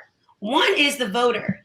I have been informed by my traumas as a queer person in the South trying to access healthcare. So I want to vote for a candidate who will support trans inclusive healthcare practices. Yes. That is a very, close to the chest way that the voter is able to move through their traumas and their triggers and feel like they're in solution mode. But then for the organizations that are supporting them, we had to turn into trauma-informed care providers. Like if you go to a hospital, you're receiving a procedure, and maybe it's a sensitive location of your body. If that provider is trained in trauma-informed healthcare practice, they will notice if you flinch, and they might say to you, are you okay? Can I continue the exam? It'll be a warm touch. It'll be a cold touch. They'll go through that process of it. So voting rights groups here in Georgia, we turned into trauma-informed care providers. If there were people who were calling our hotline and saying, I have COVID-19, I am in the hospital, but I want to vote, what can I do? Can someone bring me a piece of paper so I can sign for my absentee ballot? They can send out my absentee ballot to my house. It'll eventually get there in 2 weeks. Hopefully I'll be home. If I'm not home, can we have an authorized signer at the hospital? Pick that up, bring it to me, help me vote, put a stamp on it because there's a poll tax in Georgia, and send it back. These are very intense situations where it takes individuals who are not just seeking a reward or gratitude, but truly care, are willing to spend all days and hours helping one person access the right to vote. So this idea of how we move forward and what we are experiencing, I can only believe that it is going to take all of us. I am not worried about if you vote Republican or Democrat. I am worried about the integrity of our voting system. Yes. When the governor and the House and the Senate don't even put the bill online for public view before it is signed into law, and the only version that the public can see is 2 pages long, but the signing of the bill is 98 and a half pages? Wow. How, Sway? Yeah, listen, how? You ain't got the answers, Sway, literally. And that's what you want to go figure out. Listen, Kemp, where are the answers? And what is this about? This is nothing ties together. And it's funny because all eyes were on Georgia when it came to turning blue, all of this. And then now, just right after that, right? Because this is how they don't care so much. This is how our leaders don't care. It was like, oh, now let's take away their rights because, they want to flip it blue. They want to do that. Let's take away their rights. Let's do every small thing that we can do to take away their rights. There's so much that we want to get into. I know our DJ here, the LGBTQIA friendly DJ, my king, but he wanted to get in there. Go ahead, Bubba. Representative Cannon, thank you so much again for everything that you do. You are just amazing and awesome. But what can we do out here in the community? What can we get our families and everyone doing to get involved and get out here to make sure that we're not getting the short end of the stick, because we have it bad on both sides. We already have that we're black in the community voting and going through that, but we also have to add in the fact that we're LGBTQ and everything and our trans friends and everything. So what can we do to push this conversation and make sure that we're doing what needs to be done so we're not getting the filibuster? There we go. Period. Okay. Come on, Bubba. So there are 3 things that I recommend that we all do right now. One is check your voter registration. Yes, you voted maybe in November for the president, or maybe if you were here in Georgia, you voted in January for the Senate. Maybe if you were in some rural county or in some place where there was a special election, maybe you voted at some point, like someone passed away and there had to be a new person put in the seat. So there was a quick election. I was elected in a special election in 2016. It was a 6-week election. Normally people have like 2-year-long elections. Right. So maybe you haven't voted in a long, long time. Check your voter registration because you could be purged. The bills in policy already said that you could be purged after not voting in 2 presidential elections. But this bill change made it so that there are other ways that the system can purge you regardless of activity. Like I said, the registration process, if for some reason they're not sure that you're really a voter, they can challenge it. Or if you have any felonies or misdemeanors on your record, they can start going around and trying to stop your vote. So go to my voter page, mvp.sos.ga.gov. I will make sure to put that in because that is the way that you can check your voter registration. See where it's at. See what it says about your polling place. See when it says you voted last. Check your address, make sure it's perfect so you're getting the notifications. All of those things are things that the voter can do to make sure that they are ready to, impact the system. The second thing that we can do is actually start to ramp up our understanding of the new policy. Senate Bill 202, like I said, is 98 pages long. It covers everything from whether you can give people food and water in line or face a misdemeanor or felony, whether you can take people with you to vote. It also includes whether or not, if you are a voter who for some reason is going through a situation like COVID-19, how you can actually impact your ability to vote. So we're starting a Know Your Rights campaign on Senate Bill 202. We don't want this idea of Senate Bill 202 to die. We want it to be very active on people's tongue. So please start learning about Senate Bill 202. You can go to the House website right now, legis.ga.gov, and type in Senate Bill 202, and you will be able to read all 98 pages of that.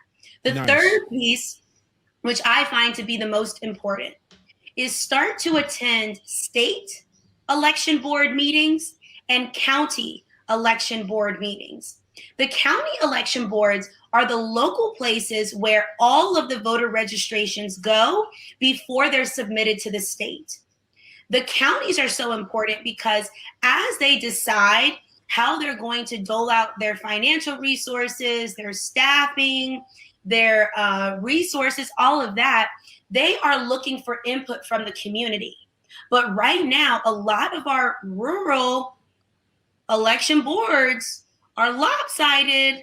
There aren't that many people of color. There certainly are not LGBTQ people on these election boards. So we don't have a say when it comes to some of the nuanced issues.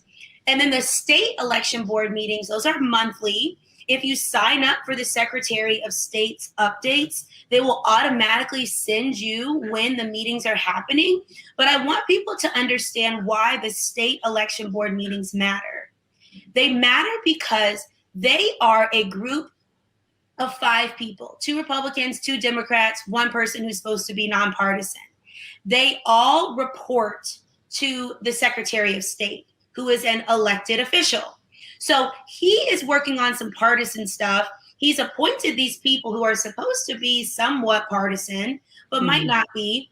And then they actually are the ones who can decide to incriminate people for voting twice, or maybe for accidentally not knowing where their polling place was, voting in one place and casting a provisional ballot. We saw the highest number of provisions against voters this year, right after the January election. There was a state election board meeting where they all sat there and called out people's names and said, we are going to prosecute you. Wow. But it was so ridiculous because I want you to just imagine, in the city of Atlanta, there are high rises. Yes. Some of those high rises, people live on the top, and there are businesses on the bottom. It's called a mixed use development. Yep. That mixed use development might have a UPS store, a FedEx store at the bottom. So there's a lot of PO boxes that come in there. Yes. And some of those people might have boxes down there. Yes. So for you to now prosecute people because you said that they used a fake address when it was the UPS store, wow. These are the types of ways that we have to be savvy and at the tables so that they know that we're nuanced with our right to vote. We're not afraid of them. We are empowered by their foolishness. We are not afraid of them. We are not afraid of them. We are empowered by their foolishness. That's the word. That's the word. Because it's foolish. They're going to try to find ways, and how you pointed out, small different ways, which they have been trying to do to prevent us from voting. If the building is a mixed development and there's business at the bottom and I'm living at the top, of course something like that would come up. But they will try to criminalize that, try to make you seem like you were doing something wrong on purpose, and and take away your voting rights and make you seem like a criminal and make you seem like you were actually being un-American. It's all kinds of things. Park Cannon, we are so grateful to have you here. Before we leave, I wanted you to talk a little bit about some new ventures that you're doing. I know that you have a book out. So it's called The Universal Guide to Running for Office. Tell us a little bit about that. Yes. So before age 30, I decided to become an author. I want everyone to consider becoming an author. We need more Black authors, more LGBTQ authors, more female authors, young people, you name it. There's a category in the book section for you, and your name should be there. On Inauguration Day, we put out the Universal Guide to Running for Office. It is a comprehensive guide on how you can run as you are. Running as you are is not very easy, especially if you start to go through those photo albums of your family and say, why did we live here? What was going on in that time frame? You realize how intersectional your life is and how important it is that when you run for office, you stand up for different communities. I always loved people over the age of 60 or people who actually had been voting, for over 30 years. But once I started running for office, I started to understand it was so difficult for them to access healthcare services because they just couldn't even get down the sidewalk on their scooters. So they were immobilized, even though they were these like bright and bubbly people their whole lives. Yeah. I started to learn about how there were people who were LGBTQ and aging, and when they went in the nursing home, they had to go back in the closet because they were fearful of what nurses or other individuals might think. So as you start to run for office, there is a lot that happens. Sometimes people be stealing your yard signs and you get so like, ooh, it was my yard sign. Why they took it? But you have to actually just realize this is a part of the campaign process. Right. So I take you through who should be in your kitchen cabinet, as in your like 5 people, your 5 spices. Like your cinnamon is your person who's your media person. They can hit a high level on your campaign. They can keep you cute and keep you great. But then also affirmations. We have an entire, set of affirmations. Come on, affirmations. Yes. Yeah. To just help people see what my affirmation was on the campaign trail and give them space to put theirs as well. It's on Amazon and Barnes and Nobles today. I love that so much. I love that so much. Before we get to what we're going to do with those books, right? The affirmation part, like I know we're supposed to get out of here, but the affirmation part is very important. I also, in your interview with The Guardian, you talked about self-care and affirmation being something to help you get through while them folks is out there stealing the signs. And you out here like, how am I going to, they trying it, but you're going through with those affirmations. Tell us a little bit about that self-care process for you. Yes, as a young person in the South, there aren't always opportunities for you to be seen as a leader. So figuring out that you're a leader in your own right certainly comes from inside of yourself. Nice. Whether you're working out your abs so that you can show them off for Pride Month, or you're working for your internal core so that if you are ever arrested, you have a stable core and you are able to hold yourself up. I very much feel as though all that yoga I've been doing, it was working that day, Hanny, because they were pulling me backwards. My arms is back here. I had my AirPod in. It was really disorienting. There was a lot of noise and all of those things happening. So just doing those things that either are helping your outside body or your inside body. I recommend everyone start drinking apple cider vinegar. Get your gut together because the gut on the inside, honey. Woo, come on. Hello, somebody. Hello. I love it.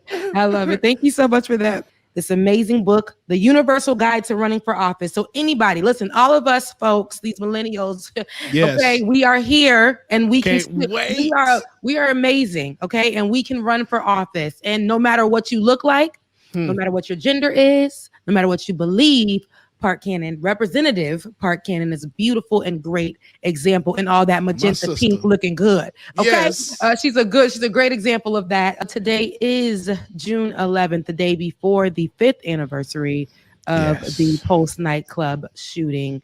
Pulse was a nightclub I used to, anytime my partner and I used to go to Orlando, there was an event that would go on in April and we would always have parties and everything there. So I've been in this club several times and just knowing how everything that those 51 people went through, just being in there, I felt all of it. She actually was just letting us know that here in Georgia, there's going to be a memorial for Pulse nightclub. Could you tell us a little bit about that? The city of Atlanta was at the initial tables when the Pulse massacre happened. We met with the city down in Florida, and we put together a really intense panel, actually, that had some of the survivors and some of the police officers and some of the city elected officials on it here at the Fox Theater. Fast forward to now, like you said, we're 5 years out from that massacre, and we all remember where we were. So we want to make sure that we have new memories about where we can go, which is why the city of Atlanta is having a vigil tomorrow, Saturday, June 12th, in the evening from 7 until 8:30 p.m. at St. Mark's United Methodist Church. It's on Peachtree, right in Midtown Atlanta. You cannot miss it. It has a big rainbow flag. They're one of the most affirming churches, and there are over 12 partners of the Atlanta Women and Men's Gay Chorus to Georgia Equality to Aid Atlanta and many others who will be there providing resources. We will go through a bit of a vigil type remembrance, and then our hope is that people will continue to stay in action. I'm going to be somebody who purchases the book. Yeah, I'm going to purchase that myself. Yes. And where can we find you? Where can everybody watching right now find you? I love Instagram and I love Facebook. I'm trying on Twitter and I'm trying on TikTok. But Instagram, really, Instagram is where it's at. I'm there too. DM me. I get in there. I really do. I got you. So what's your Instagram though? Park Cannon 58, because I represent House District 58 right now. Unfortunately, redistricting happens in the fall. So I don't even know if I'll still be in the 58th district or if they'll change my number. But stay tuned at Park Cannon 58. There we go. Park Cannon 58. Follow her on the gram. Because she's going to be doing more great things. Make sure you get her book, and definitely leave the voicemails to see if you're going to win the book. Thank you, Representative Park Cannon. I hope that you have a great day. Thank you for everything that you do, girl. Yes. Amazing. Stay amazing and blessed, sister. You looking good. Thank you. Discussing Joe Biden here on the show. I know that you had a little bit of pushback for him. Yeah, well, two things, right? First of all, I'm going to start by saying the blog that I did yesterday was a simple blog. A guy asked him, "Hey, are you guys going to stop the policies that Donald Trump had involved, meaning the tariffs and all that sort of thing?" And he went to the mic and he said, "I've been here 120 days, really 144, but that's close enough for government work. I'm here 120 days. Give me time."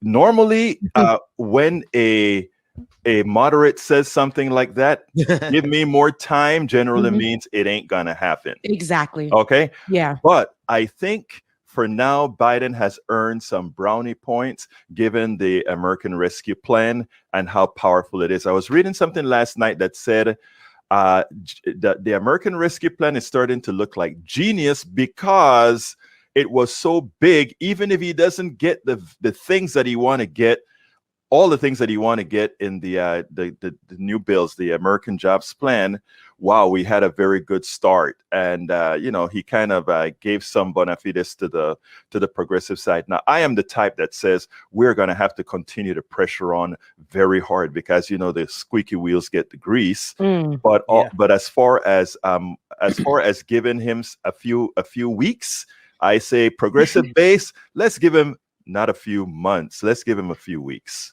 A few weeks. I mean, you're being generous because I'll say this, since they've been in office, it's been every time we say, they gave us a date when they first got on, right? They said this amount of time.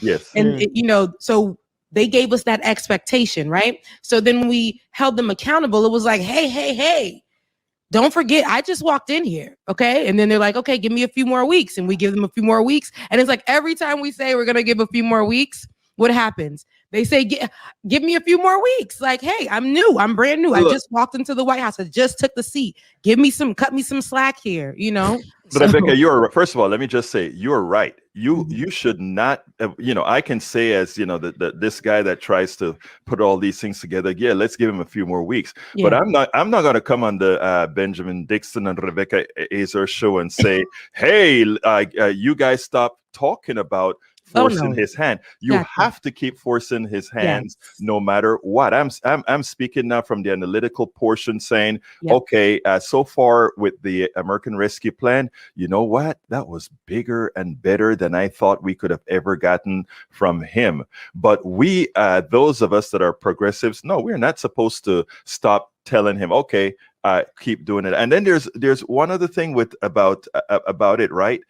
I think he wants to do it. If you listen to what Bernie said last night, he really wants to do it, but we have a problem. We have a problem called Manchin, and we have a problem called Sinema. Now, there was a time that I had a fear that Manchin would jump ship if we were too hard on him, right? I no longer have that fear because a friend of mine said, Egberto, you are completely wrong. And I said, what do you mean? And he said, well, look, if Manchin switches party, he gets a primary inside of the Republican Party, and he knows for sure that he loses because it's still Trump's party, and Manchin voted twice to impeach Trump. So when I kind of went back, I'm like, I think this guy is right. Manchin probably does not have a chance in the Republican Party. Of course, the possibility is Trump could throw the wrench in and say, okay, I support Manchin if he switches party. That is a concern. That is a possibility. No, I didn't even think about that. Hold on, Ben. Just to let you know, Egberto, you are very right, though. We have to, as progressives, continue to hold them accountable. Because if it ain't us, then who, right? Exactly. But I just want them to know, too. Realize, you guys, you're taking advantage of us and everything that's going on. Nobody asked you to come in with a date, right? Nobody asked you to come in with the plans that you came in with, Joe Biden. There are a lot of things that you put on the map and everybody was so excited about internationally too. I mean, people in Haiti were excited to have Joe Biden here because of the things that he said he was going to do for the country. And then, you know, even they were holding him accountable, but us right here in America were like, hey, you said this and you said this and you gave us this time frame. Now you want us to forget about this and stick to whatever plan that you're going to come up with tomorrow, which you're going to change again, give yourself more padding time. But yes, we got to keep holding them accountable because the more that we do speak against them, it's not like how we used to do politics back in the days where it was like, it was forbidden to speak against your president or your leader. Now it's like, oh no, Joe Biden didn't do what he said he was going to do. And this is what he said he was going to do. And this is where he's turning back his words and we're calling him out. And now people are being more educated and now they're holding him accountable. So you're 100% right. Ben, what were you going to get in there on? Oh, I don't even remember what I was going to say. I was listening to you. Yeah. No, carry on. But carry on. But Rebecca, there's one thing that I'm happy about, that I am starting to see no let up. And with all the voter suppression that we're having here in Texas, Georgia, North Dakota, and these other places, I tell you what I'm starting to see from some of the feelers that I get, and that is, we want to fight voter suppression, but you know what is the thing? You remember with a kid, you told him not to put your hands on something, and because you told them not to put your hands on something, that's what they want to do, right? And I think these guys overplayed their hands, and I think right now that we are going to see 2018 is going to look like a joke compared to what we're going to see for 2022. And I think progressives have to do is make sure to get our candidates in, because we need to make sure that Joe Manchin and Sinema are not the people that we have to, the lowest common denominator, which is Republican policy. We need to have people who are going to be there pushing our policies, and there are a lot of those out there now, a lot of them out there. And I think as long as we start supporting those and bringing those in, we're going to be okay. We're not going to be okay maybe by 2022, but we're going to be okay if we step up and do what we need to do. Ben? Nah, that's it. That's that on that. Well, speaking of Joe Manchin, though, we have AOC who recently spoke out slamming the filibuster, right? And she was calling out Joe Manchin and speaking directly to him and being somebody in the Democratic Party. I mean, like what we were just talking about, it's going to be up to us to call out these people, especially when you're sharing the space with these people. And, you have the opportunity to speak against them and not be afraid. And this is what AOC recently did. Let's take a look. Well, no, Democrats have 3 votes to spare in the House. So if the White House comes to you, if Democratic leaders come to you and say, this is the best you're going to get right now, would you and fellow progressives still say no to this? Well, I think the thing is that this isn't the best that we can get. And I do think that we need to talk about the elephant in the room, which is Senate Democrats, which are blocking crucial items in a Democratic agenda for for reasons that I don't think hold a lot of water.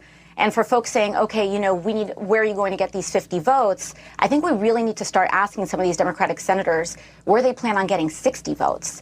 These 10 Republican senators, that there's a theory that we're going to get support for that out there, I think is a claim that doesn't really hold water, particularly when we can't even get 10 senators to support a January 6th commission. Yeah, no, I hear and you so I generally think that the speaking. argument that we... But on this particular bill, they have 5. And, my understanding is that it is possible, if everything comes together, they could get 10. So just on infrastructure. Mm-hmm. Yeah, well, I think then the question that we have to make is that there's a fork in the road, which is, do we settle for much less and an infrastructure package that has been largely designed by Republicans in order to get 60 votes? Or can we really transform this country, create millions of union jobs, revamp our power grid, get people's bridges fixed and schools rebuilt with 51 or 50 Democratic votes? And I think the argument that we need to make here is that it's worth going it alone if we can do more for working people in this country. With 50 votes, we have the potential to lower the age of Medicare eligibility so that more people can be covered and guaranteed to their right to health care, as opposed to, 60 votes where we do very, very little. And the scope of that is defined by a Republican minority that has not been elected to lead.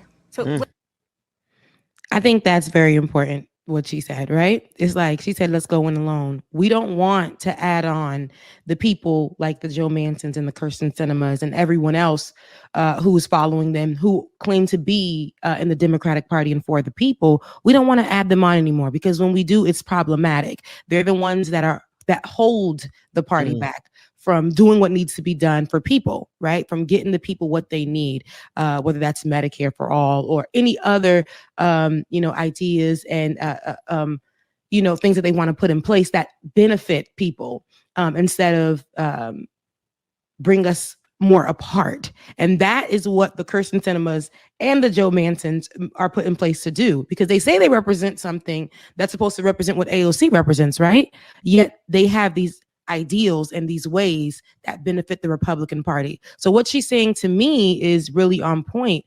What's your take on it, Egberto? Rebecca, let me tell you what I am very concerned about. Narrative. We have all the numbers in favor of progressives right now. If you do all the polls for the voting, the S1 bill, the voting bill, 70% support, including inside of West Virginia. If we take a look at Medicare for all, 65% support. If we take a look at family leave, all these things have true bipartisan support, right? So the one part of when I saw AOC and I was watching her on CNN, I was on the screen pulling strings saying, please say this, please say this, please say this. Please say that most Americans support what we want. Please say that what these guys are, that it's not bipartisan to go with what Republicans want in Congress now. That is anti-bipartisan. What the Republicans are asking for, what the Democrats are asking for, is what the people are asking for, including their constituents. And we are not saying that. We are just saying we're trying to be bipartisan. We are not trying to be bipartisan. We are trying to be bi-Republican, Come on. Come on, man. That's That's good. a word, That's good. Egberto. Yeah. Yeah. Thinking about even the way they're framing it, fighting back is poor. They're really good at which begs the question, are they doing this on purpose? Oh my God, Ben, why did you say that? Because I actually said that when we talk about the establishment, many times we talk about the establishment Democrats and the establishment Republicans. There's no establishment Democrats and their establishment Republicans. There is the left, there's the establishment, and then there's the right. Yeah. That is what we have in this country, and they protect each other. In other words, the establishment Democrats protect the establishment Republicans. And what we have to start doing is pointing that out, because we have to peel, in my opinion, that is, we have to peel off the marginal establishment Democrats onto our side and the marginal Republican. And believe it, there is the numbers say there is a coalition to be had between even some not in the establishment, but on the right of the establishment for some of the policies that we actually support and want. So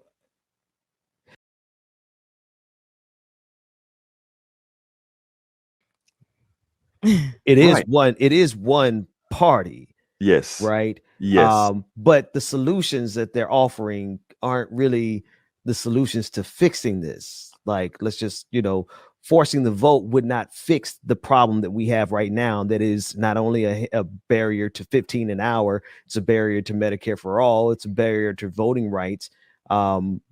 So what is the strategy? How do we actually get something done, Egberto?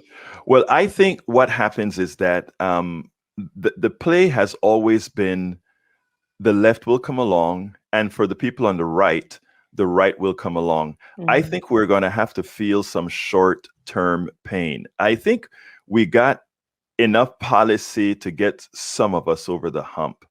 I was on a program and I told the person, I don't remember exactly which one, and I said, there are people that are doing so bad. The reason why they don't vote is because they say, whenever we vote, yes, we support that bulk of the people in the middle, but in reality, things are always bad for us. So whether it's the left or the right in control, it doesn't matter. So I think in the short term, we may need to feel some pain. In other words, say, no, we're simply not going to go for it.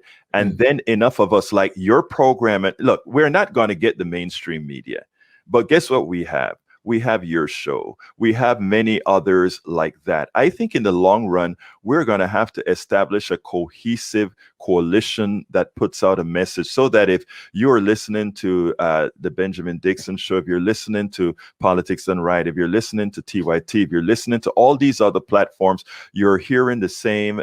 You're hearing the same message, and that message being 2022 will determine the future of this country, because finally we're going to have people who are representative of the policies we want. I mean, we're not going to put it in a corny way that I said it. I mean, I'm pretty sure Rebecca and you can do a much better job. It wasn't corny. What you're saying is right on point. It doesn't need to be padded. It doesn't need to be extra, but that is a point that people need to understand, that 2022 is just tomorrow. Right. And if we need to really realize and hone in on who is going to take these seats. Like, it's a very important time for us to really look at who our leaders are and who we can get out of here and who we can replace them with. Can I say one thing? Because and I think this is important, right? If Biden, if we run away from making a deal because we said it's just not good enough, the mainstream media is going to spin it as a loss, and that for some reason then Republicans who wanted less should take over. I think that is a message we have to be prepared to go ahead and go against. No, it failed because those on the right didn't want policies for people, and then we go out and tell them what policies we're providing to them that's going to help them bread and butter around that table and for jobs. But Egberto, this is the same game we've been playing with these fools for the last, since the inception of this country. Yes. Right. There've always been poor white people who should have had more in common with black folks than they ever had with the rich, with their aristocracy class. Right. But but they are more determined to hang on to their racism than they are having any real solidarity with black, because the policies that they don't want are policies that are going to help black people. And because this is why they fight so hard against critical race theory. It's why they fight so hard against, they're going to fight doubly hard against Medicare for all. It's not just because they're against the idea of privatized healthcare, but deeply rooted in this country. They don't want to do anything for black folks here. The thing about it is we make, there's a economist, and this is going to come over wrong to some of my black brothers and sisters, but this economist said the white is the new black. And when he said that, it raised a hell of a lot of hell, right? Because how dare you put these poor white people in this, going through the same pains that black folk has gone through. I mean, there's some issues that with the statement, but I tell you what, I treat racism as a disease, because it is. I treat it as an illness, right?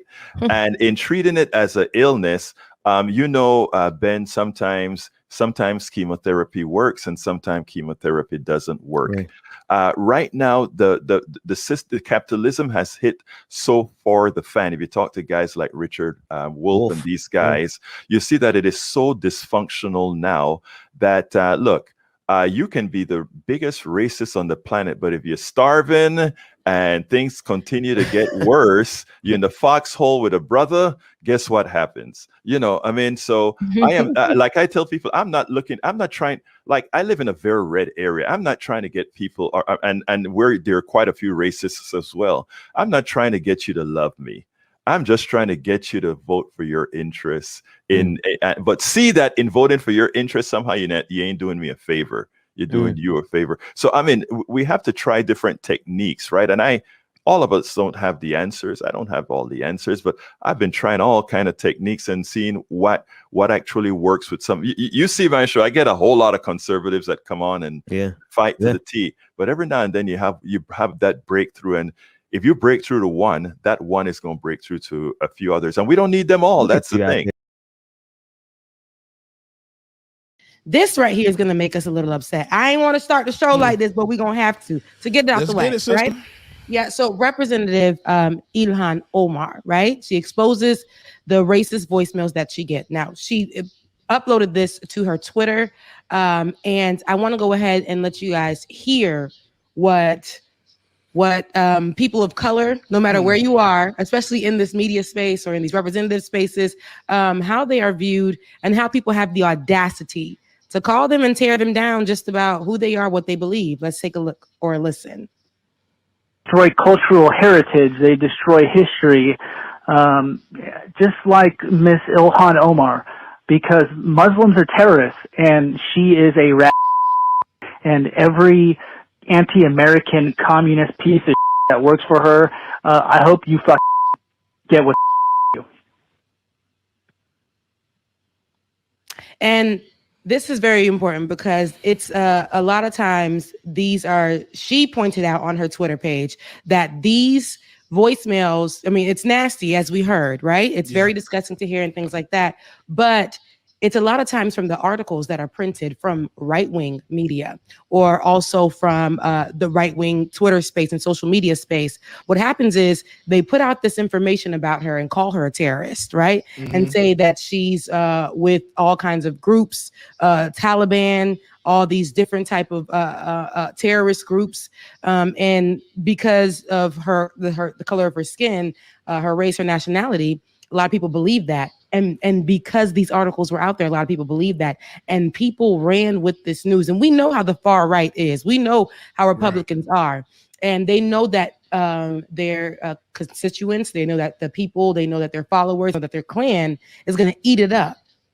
And this is what is presented to her. And she played those. I think that, and that is one of many, I'm pretty sure. But she played those to show how she's being attacked and how she moves on every day. It's one of those things where we say we have to go through things, right? And that don't kill us, but make us stronger. And I don't know how I would be in that position to do so. It's funny because I remember when me and Ben started this thing and we would have a number where they left voicemails for us.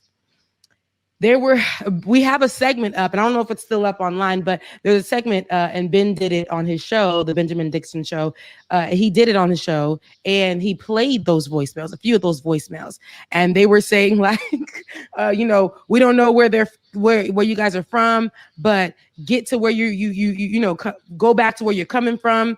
And, for me, it was very shocking for me when they found out that I spoke another language and who I was. They were like, this black girl, she's some kind of mutt or whatever. She needs to go back to where she's from.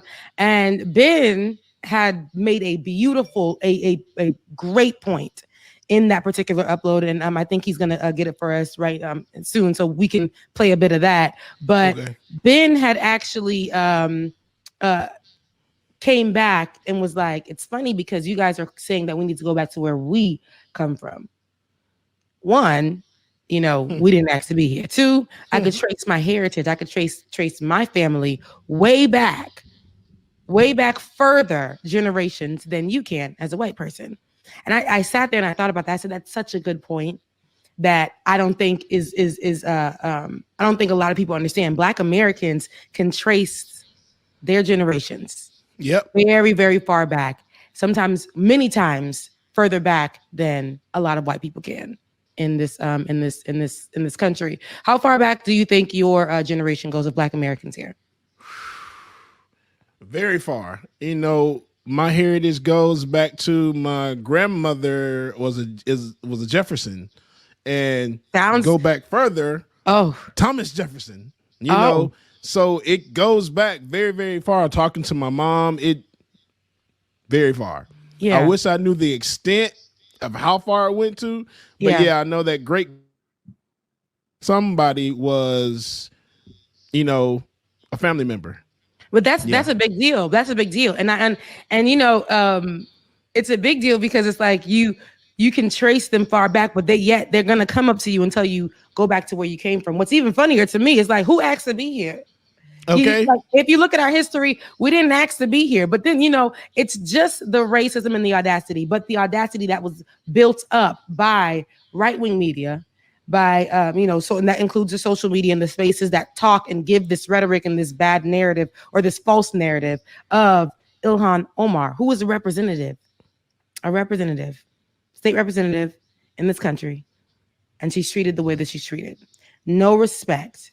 And anything that she says, anything that she does will always be treated as not even second. Like it's just the bottom of the list, no matter how hard her fight is. Right. A lot of people who are in control are only going to see what she looks like and, what she believes. So here is a piece of what I was just explaining to you guys of some racist people calling into our show, Like It or Not, the first edition, a few years ago with their racist remarks. We're only going to play a little bit because this thing can go. So let's take a listen. Policies. All right, next voicemail. Yeah, this is Sam from Connecticut. I am sitting here watching these two black fools on TV, on YouTube, that are totally making a fool out of themselves. They're both illiterate, and if you want, take all your black butts and go back to Africa. That's where you belong at. That's where you were put at. We don't want you here in the United States. Okay. All you do is suck from the white people. Uh-huh. And you're all dumb and you're ugly on top of that. And Obama is an asshole. And he's all right. So listen to this, right? There's a few things. There's a few things I want to discuss here. We are black. We're both assholes. We're illiterate, and we're ugly. And then because we're black, they had to believe that we are associated with President Obama. And they ain't even know. So that's how you know they didn't watch, because even then, Ben was calling out President Obama, former President Obama, like nobody's business. Okay. Mm-hmm. So I don't even know why that was a point. Okay. And that was pretty cute back then. I mean, I don't know what to say. We were nice and black. We had good lighting on us. We made it do what it do. They were so mad that they had to pick us apart because of our physical. Because we said things against them. And you know who those people were. Those are the Antufas. Those are the one-tufas, okay, out there in the cut. And I got my my good old overalls on here. Oh, yeah, you do, Rebecca. Looking damn good. Those good old overalls. So listen, real quick before we get to this next segment, I want to tap into Rebecca, since it is Rebecca right here on the show, right? I want to tap in real quick, and let's act like we're calling into the Like It or Not show to disrespect Bubba and Rebecca, actually James and Rebecca Azor. Let's go ahead and call in and leave that voicemail. Hello, this is Rebecca and Bubba. We're calling into the show. Hold on, Bubba. I just want to start it off. Let me get to the phone. I want to talk to that another all right now. Well, I just heard both of you, all three of you, there's one bald-headed who says he's gay. How can he be gay? Look at him, a big black dude. So listen, one bald-headed one that says he's gay and plays music. Who does that? Doesn't even mix. Then there's one on there. She changes her hair all the time. I remember her having it in braids, looking like a carpet. Side note, they told me that before. Looking like a carpet. And then she wears these stupid claws on her nails. Tell her to go back to where she's coming from. She speaks another language. That's smutty right there. And hold on, Bubba. One more. Then there's that bald-headed beanhead. But he's always the one that always has all the big words to say and wants to say he act like he knows what he's talking about. And really, to be honest, okay, Bubba, come on, take the phone, because I don't want to go. Can we get this wrong, Rebecca? You people on this show, apparently you don't know what the hell you're talking about. That damn black man, the big bald one, what the hell is he doing there? He just looked like he plays music. What is this? And they said he's gay. They said he's gay. He's gay? Oh my God, I didn't know that. He's gonna burn in hell. He's gonna burn in hell. He's gonna burn in hell tomorrow. Rebecca, what is going on with this? And then that other, oh my God, the one with the big ass head, Benjamin Dixon. What kind of name is Dixon? I don't understand what the hell is going on. It's his slave name. That you goddamn right it is. That is his slave name. And then that old heifer, Rebecca. I can't stand her ass. She just gets on my nerves. She's so black. She talks a Why lot. is she so black? She talks a lot, Rebecca. She does. I can't stand her. She's Azor. What the hell is that? They say it's from Haiti, something like that. Haiti? I don't know. Well, wherever she is, she needs to go back there. Go ahead and take her big ass head Ben and the black gay DJ. Send them back to Africa. And the funny thing is, we didn't ask to be here. I didn't even ask my family to be in Haiti, but I'm Haitian and we don't like slavery. Okay. We rebel like nobody's business. And black folks in America have rebelled time and time again. That's why this show is what it is. And it will always be what it is. You guys can get mad because of the color of our skin, where we're from, and get mad because you think that black people are only one-minded or one thing. And we're not, and we're so big and we're so expressive, and we came here and did the damn thing no matter what and fought for what we needed to fight for. We took on these slavery last names and make it do what it do. Y'all can never be at the barbecue.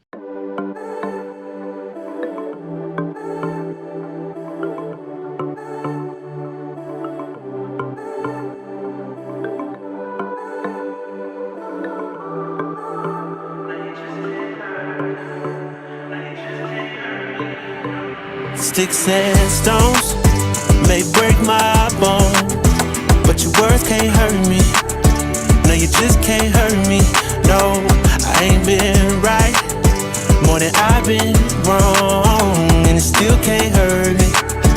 No, it just can't hurt me. No.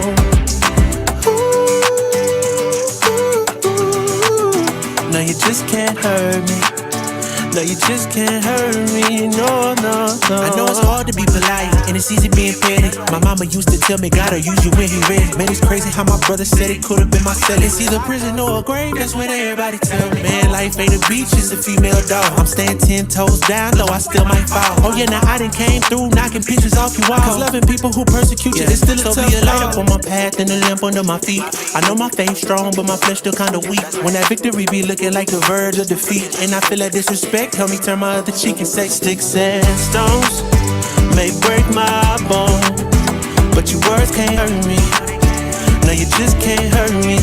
No, I ain't been More than I've been wrong, and it still can't hurt me. No, it just can't hurt me, no.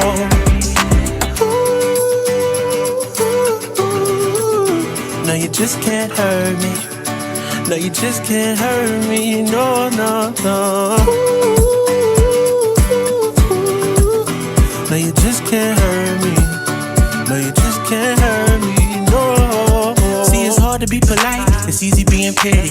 Mama used to tell me, gotta use you when you're ready. Cause I ain't working on my own timing.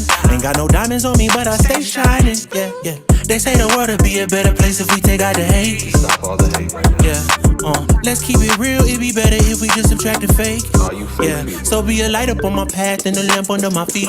I know my faith strong, but my flesh still kinda weak. When that victory be looking like the verge of defeat, and I feel like disrespect, help me turn my other cheek and say sticks and stones may break my bone, but your words can't hurt me. No, you just can't hurt me. No, I ain't been right more than I've been wrong, and it still can't hurt me. No, it just can't hurt me, no.